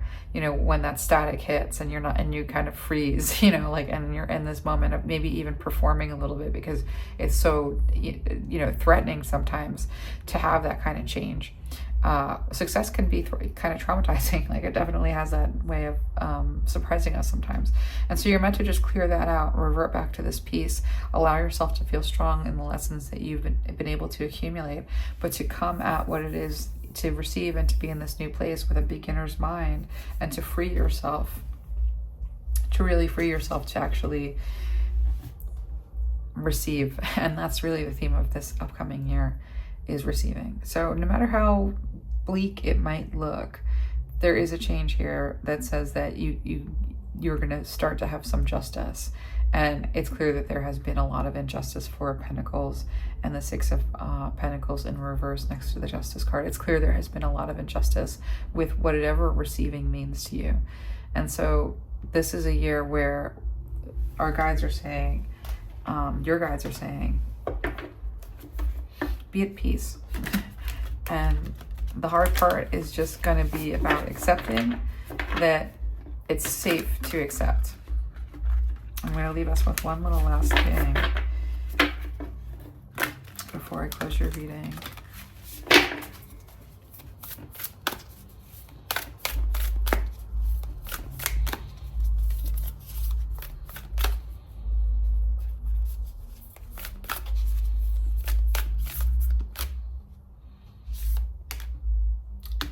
A new romantic cycle begins. And meditate and contemplate. Yeah, show the world the real you. So this meditate and contemplate is, again, like bringing the Zen into the process of this new romantic cycle beginning, because you are stepping into a new romantic cycle. And whether that's with a person with the ring that is in covenant to sort of be there for you in this way, or whether it is a energy that is meant to be in covenant for like to bring you into this new cycle. There is a new cycle. It is romantic, and meditation and contemplation is encouraged because it's been a 10 of Swords kind of life. And so this is how we work with us a little bit. And to show the world the real you, to really step into that authenticity, is going to be so much of what this is all about. So sending you off with so many blessings for the new year. It's been such an honor to do this reading with you, and I'll see you again soon. Okay, pile number 3 for those of you that chose the bluebird. Let's go ahead and look at what you are leaving behind. We're going to take a quick peek back and see what you're leaving behind before we look forward. Let's see what we have here. So the king, that's an interesting thing to be leaving behind. Let me get one more card here. The box and the healer.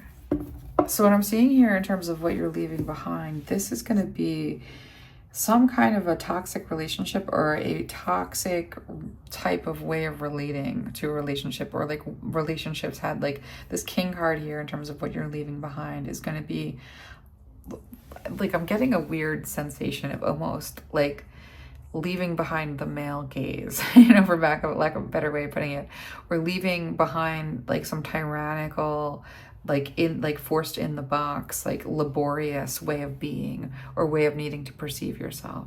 And so like this king doesn't just symbolize like, a toxic person. It symbolizes like the cultural toxic perception. Like it's actually kind of big.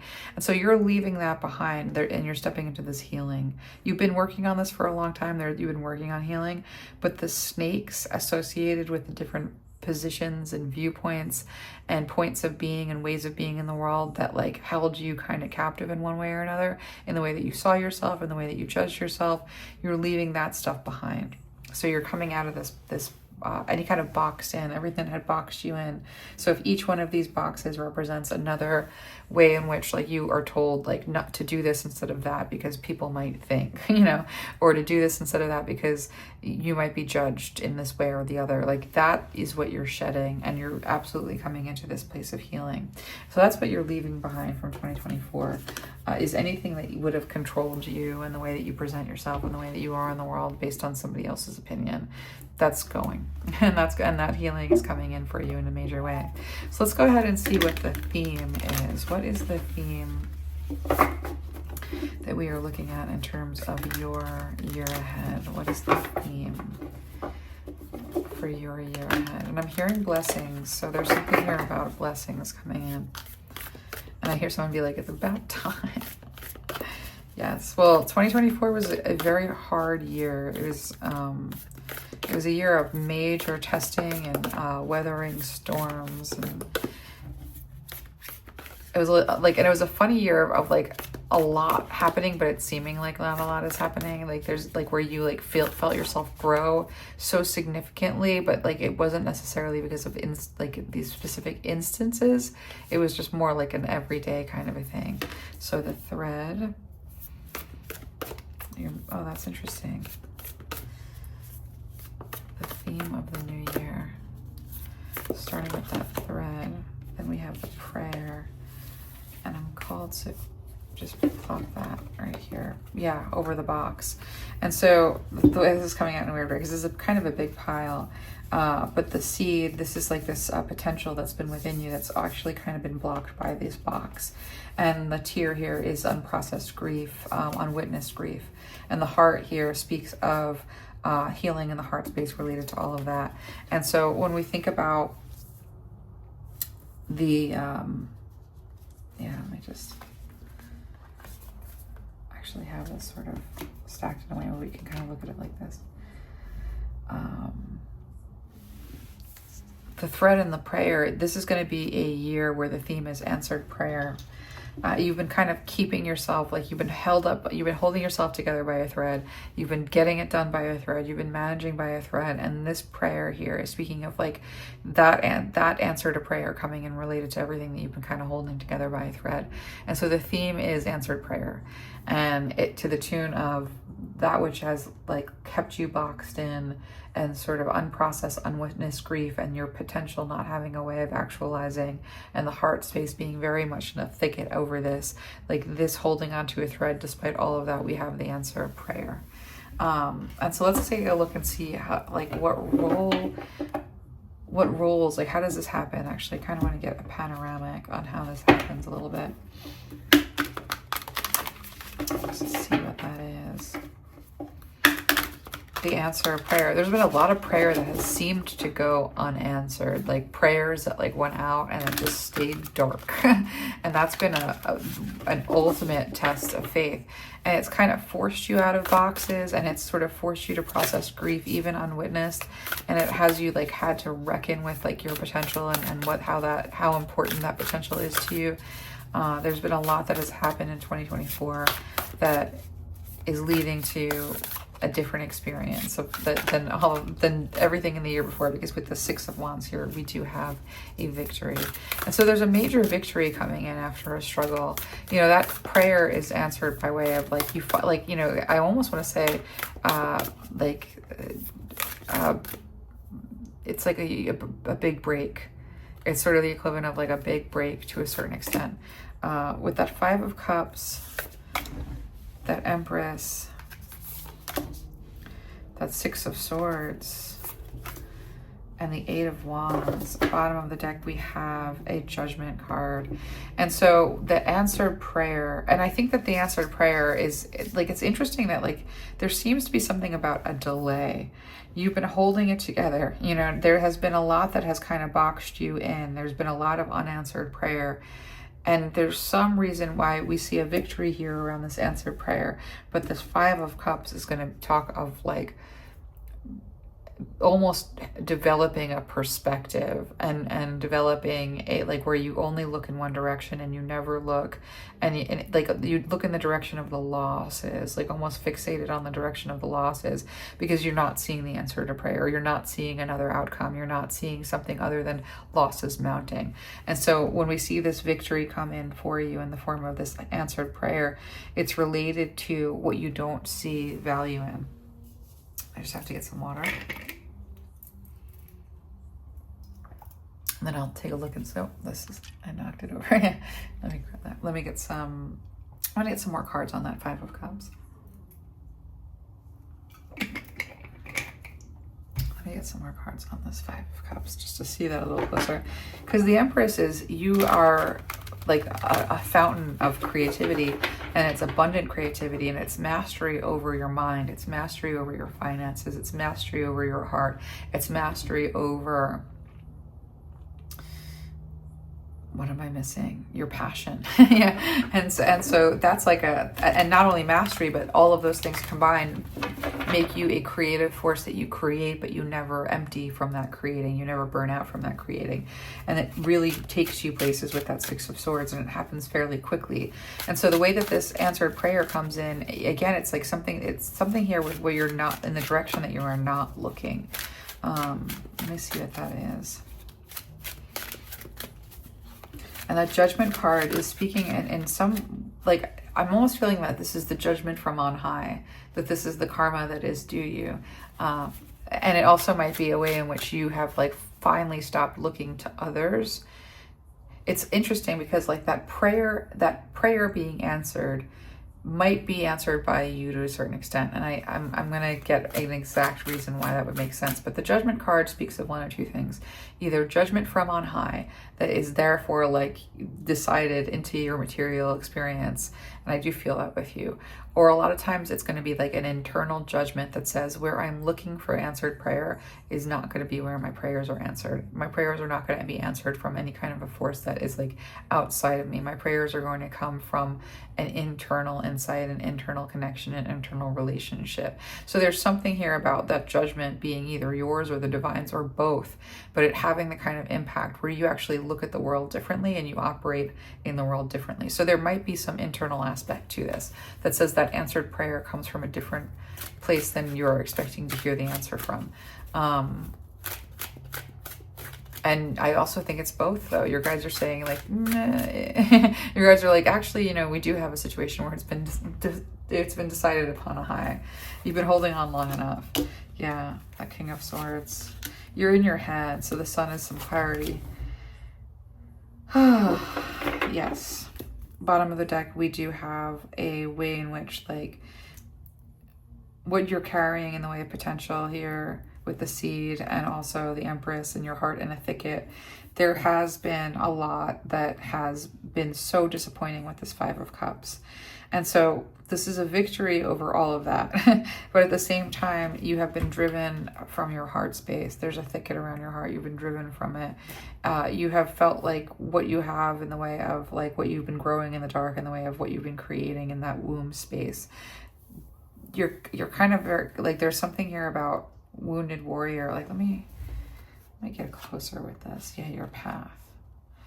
So there's a little bit of mystery here with this Five of Cups, because that King of Swords, again, it speaks to this reliance on the mind, reliance on an intellect. That Sun card is happiness and clarity. And this is a 10 of Wands card, which is, again, a breaking point. And so we do have a victory coming in, but it's a breaking point related to over-reliance on your mind. And there's joy. So that is a mystery. Let me take a look a little closer to see what deck your guides want me to use.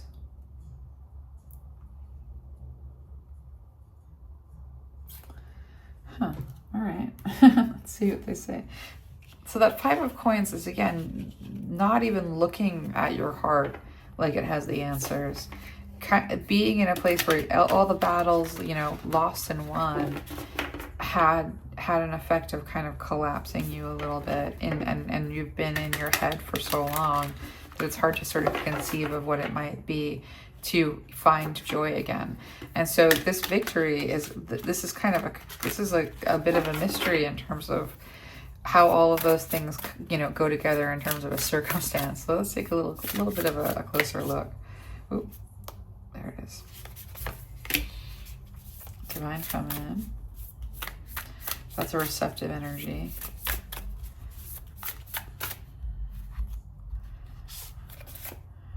And luck. And shadow. And individuality and wisdom.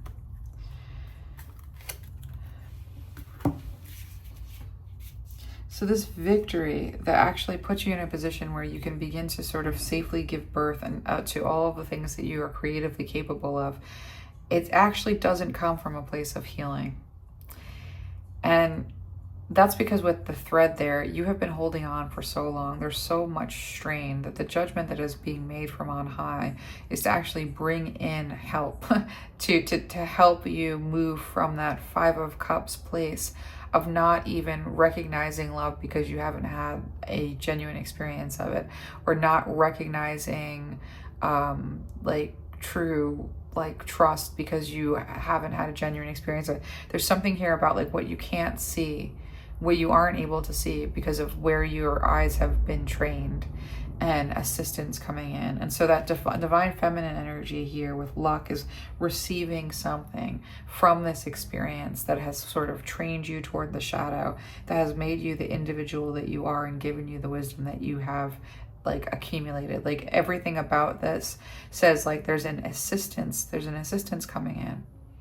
There's a warring angel kind of vibe coming in, and you're just meant to sort of almost receive this luck in relationship to whatever that shadow with that 10 of Wands is. That 10 of Wands and that shadow speaks of too tired to care.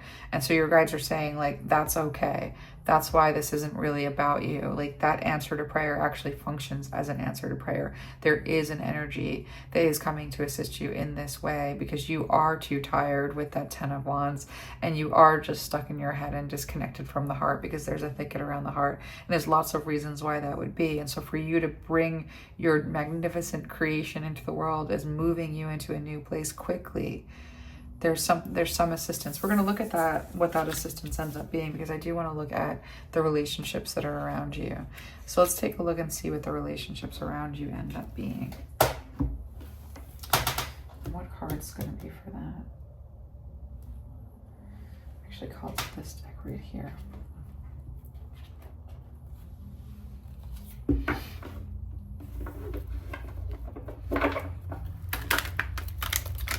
What are the relationships that are around you in 2025? What are the relationships we want to be mindful of? Especially in terms of this situation here with that Sun card, joy, receiving, and having like that be part of what brings this victory forth. actually with that Judgment card, I'm getting this sensation of being chosen. You see how, and yeah, Ace of Swords is truth. You see how someone's pointing at her? There's some feeling here of like there's a choice, there's a chosen, there's a victory, there's some energy that comes in here. Yeah, with the healing, the wounds of abandonment and loss and trust, and Lu, the shining warrior. Like that warrior, the shining one, Lu, and banishing snakes, the banishing of snakes, loss and replenishment. So there is actually this energy of the sun here with the sun card, and Lu also is the shining one, the sun coming in. That's some sunshine, that's divine masculine energy, that's agency, and there is this healing that is going to take place because of this assistance and receiving this assistance. And so that's an energy that is around you. That's some energy that is around you. I'm going to find out what other energy is around you. I just wanted to sort of like get this kind of hammered out.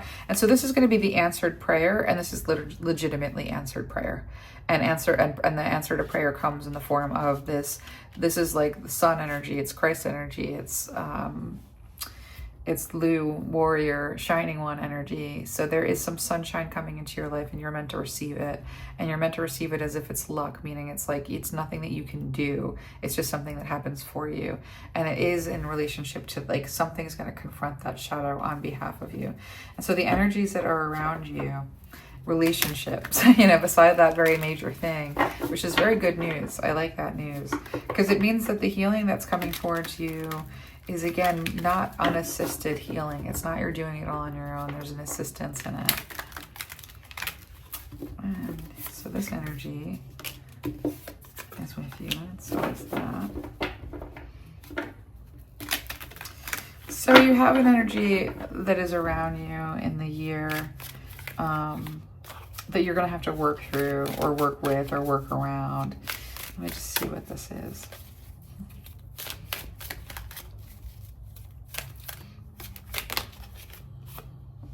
Yeah.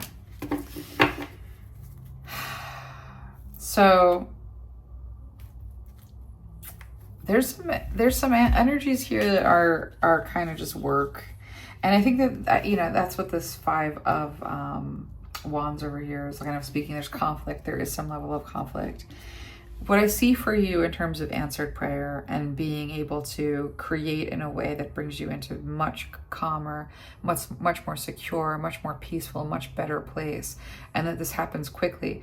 It's not just that it happens quickly, it happens and there's a lot of communication. And there's a lot of talk back and forth, talk back and forth, talk back and forth. This one, that one, the other one, talk. You become something of like Five of Coins maybe, but Five of Cups over here was where you had landed. That was what the thread and holding on to the thread and just, the wind and the storm and just holding on, that kind of left you in this Five of Cups fixated on the negative, horrible things that had happened because you hadn't seen another experience. Like it's pretty hard to be holding on to that thread. And to need this intervention, and is a good thing, but it also indicates with the healing of wounds of abandonment and loss of trust that you've experienced abandonment and loss of trust.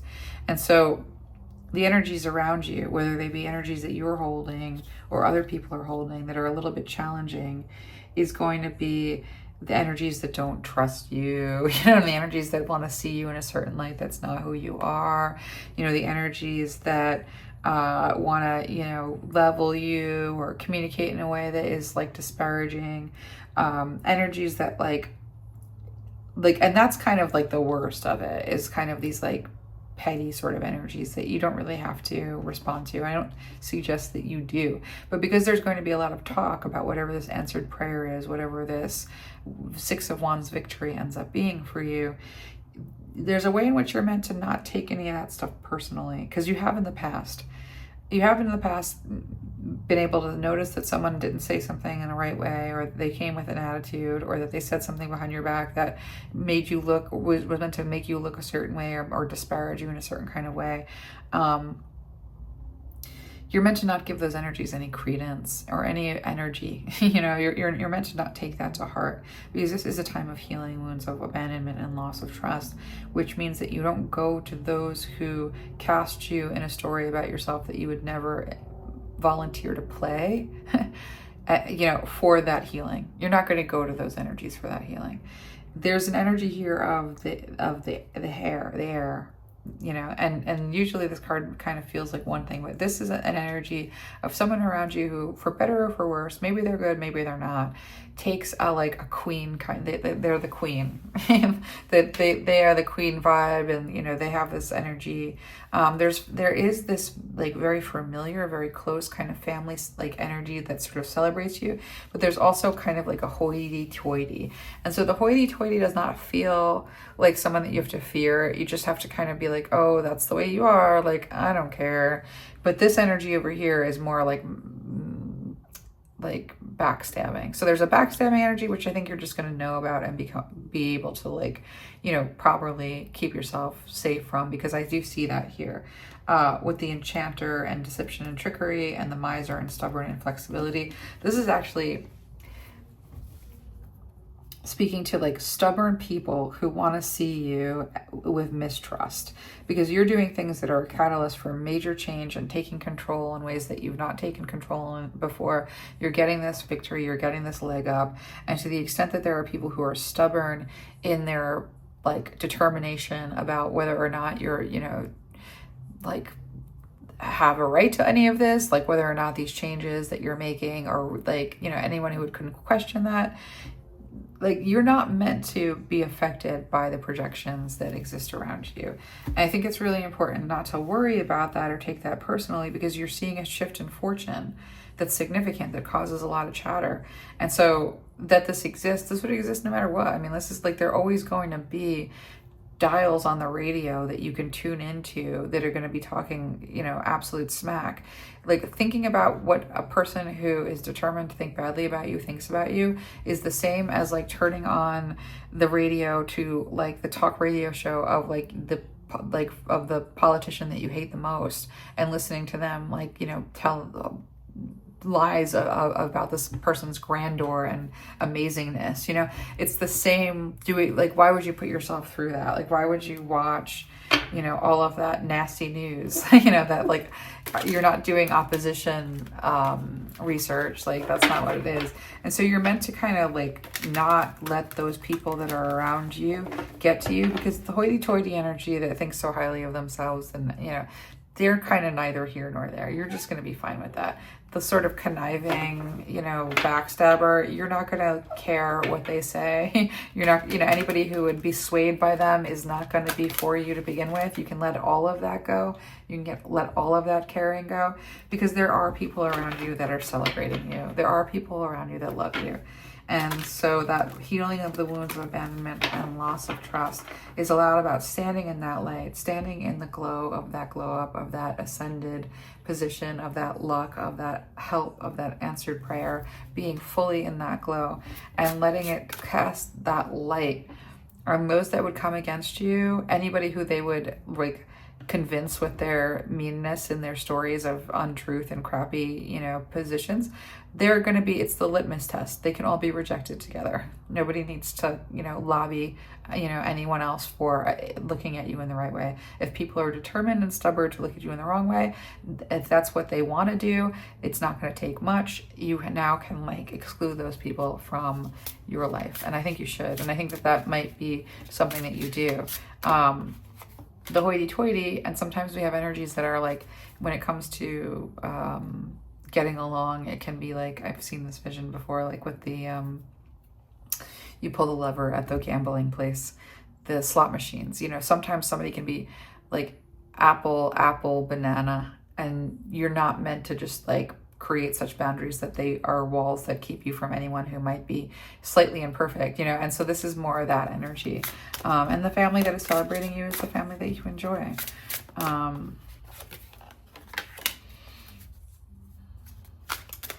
So the moon card says that that energy, there might be a maternal thing with the not so nice energy. If it's not a maternal thing, it's somebody who sort of comes at the world as a nurturer, but they're secretly like a covert, like maybe a covert narcissist a little bit. But bottom of the deck is the Sagittarius energy. So there's definitely an energy of travel. especially with that Six of Swords. So there's an energy of travel. There's an energy of moving from one position into another.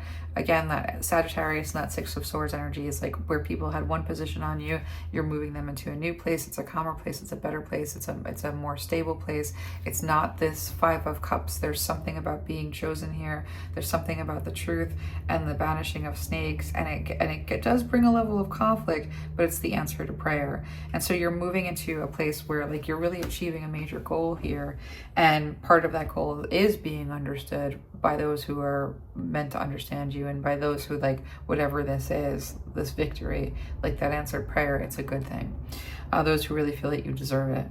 And so with the fifth house, I would say with the hoity-toity energies, be careful about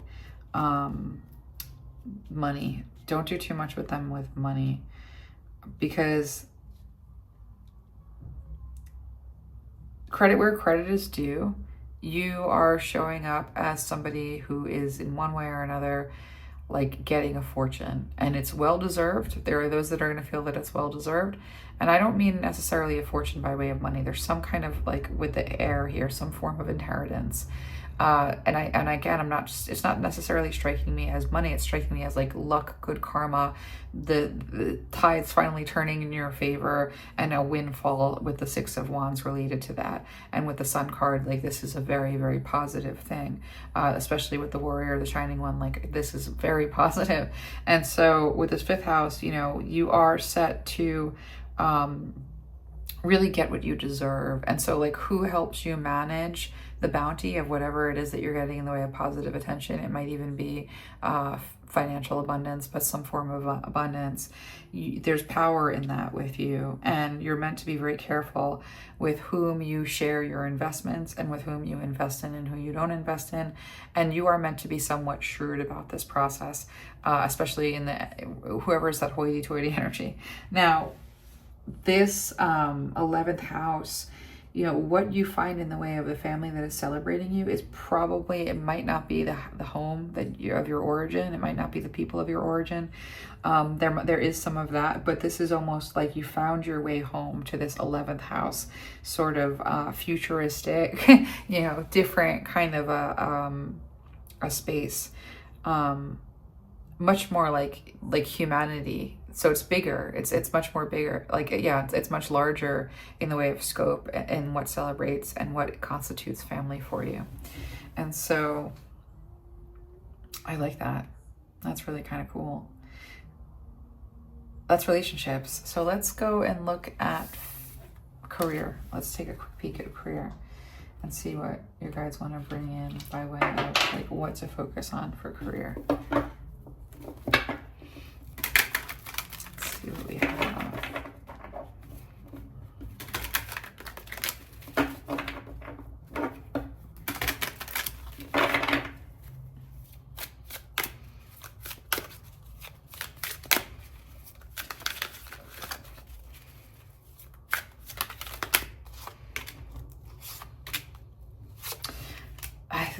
Nice.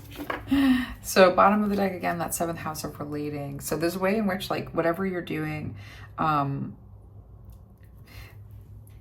this answer prayer has a lot to do with proper relating, partners, companions, friends, relationships, sharing, justice, balance, social awareness, because we have social awareness here with that 11th house kind of twice. And we have this notion of, again, group creativity. Like your celebration and family ends up being this group creativity, this community, this humanity, this hope, this festivals, discoveries, common goals, like experimentation, the future, like all that energy and like what it means. It's almost like you are primed for like stepping into this 11th house glory. In one way or another, I'm seeing that. And in relationship, you know, this is an interesting way in which you're showing up in career is in relationship to others, the way that people are relating to you. That's establishing you, and that's rooting you in community. It's rooting you in like, this is your family. Community is your family. And so your family is not just a small house of people. Like I'm seeing it as being a very large group. And so with that 4th house, like, you know, family, home,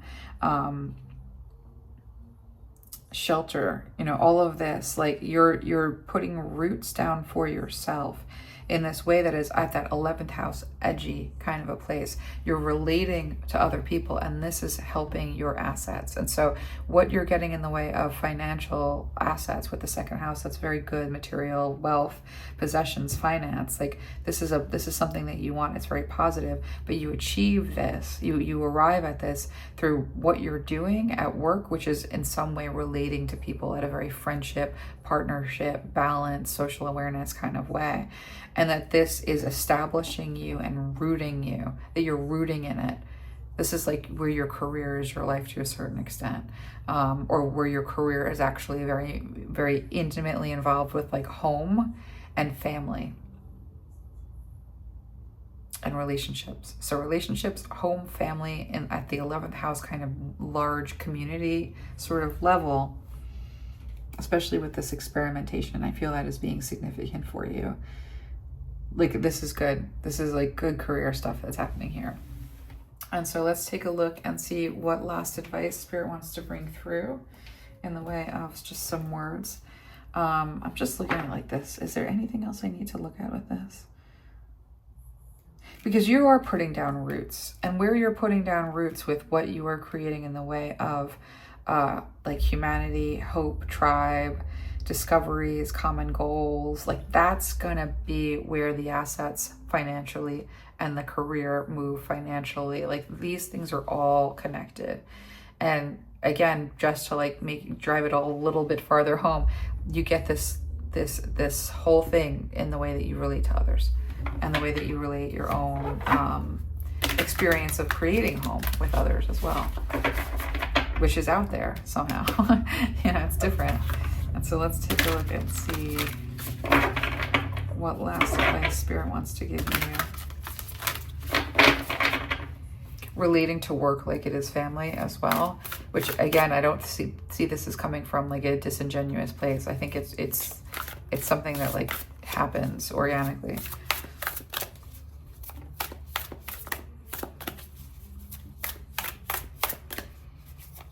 Yeah, you're getting a lot. There's like this, the answer to prayer is pretty big. It's a pretty big deal. Yes. Okay, so claim your independence at the bottom of the deck. It's interesting because when I saw this card, this and that are true, I immediately thought of like holding it together, the answer to prayer, the heart, everything about unwitnessed that I was picking up on. There is this way in which like part of the prayer is to be in relationship, to be in partnership, to not have to hold it all together on your own. But what I'm seeing here in terms of like the direct advice that we're getting from Spirit is that this is a time of bringing your ideas to life, that this is a time where your roots and your community and your career and your assets are all sort of linked up. And so while it's important to know that like everything that you have in the way of assets and career and relationship, and even from a home perspective, that this does come from relating, there is some notion for some of you where the answer to prayer is this relationship, and that relating ends up being financially good. Like it could be like being with someone who is so financially abundant that they're able to bless you, kind of a thing. But it's still calling you to have as something that you really focus on in terms of 2025, that you want to claim your independence. That's not like you have to be independent and you have no choice but to be independent, and independence is your cross to bear, which I felt a little bit. But if it's this is a group that could be people who are going to have this financial sort of thing in their relationship, like with a person. And then there are people who, in the way that they relate at work, in the way that they're relating to their work, there is community and financial success, which is that they make their life, they make their home. And it works because it's not like a work-life balance issue. Like it just, some of you, that's like whatever you're creating and the people that you're creating with it become family. And it's like you go to work every day with like your, like it's very cool. And so either it's at work, how you relate to and what you're relating with the work that you do that causes this, or like it's a relationship. But both instances, you're called to sort of think about independence as a gift that you claim. Independence allows you to make your own money, do your own thing, have your freedom, have your relationships the way that you like them, have everything that you need, not have to compromise. That's a gift. And so when it comes to independence, saying like, I want that gift, I want to claim that, I want to have that, I want to hold that, I want to keep that, that's a priority for me. And so you're being told to claim your independence as a gift, no matter whether this is the circumstances of a relationship very particularly, or like broader, what you're going to do in relating to community. Sweet results await. That did come out in pile number 2. So there's a way in which pile number 2 sort of had some similarities with pile number 1, and pile number 3, you know, has wings again with the cat as well. And so there might be a way in which, even like as the objects were all winged objects, like it's possible that the readings are more than one reading is for you. So if you feel called to that, that's a distinct possibility. But with the sweet results await, I think this answer to prayer is going to be the sweet results. It is going to be after a time of labor and a time of like, this is relentless and I'm hanging on with a thread by a thread for how long? Oh my gosh, like that is where we actually see some sweet results. And those sweet results entail you bringing your ideas to life, and that this and that are true means that we just want to get a little bit more in the way of cards, because I want to see what that's talking about.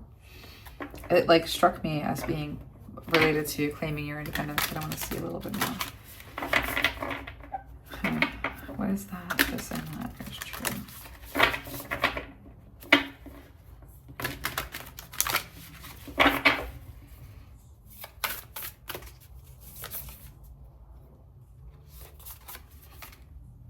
Look at the big picture.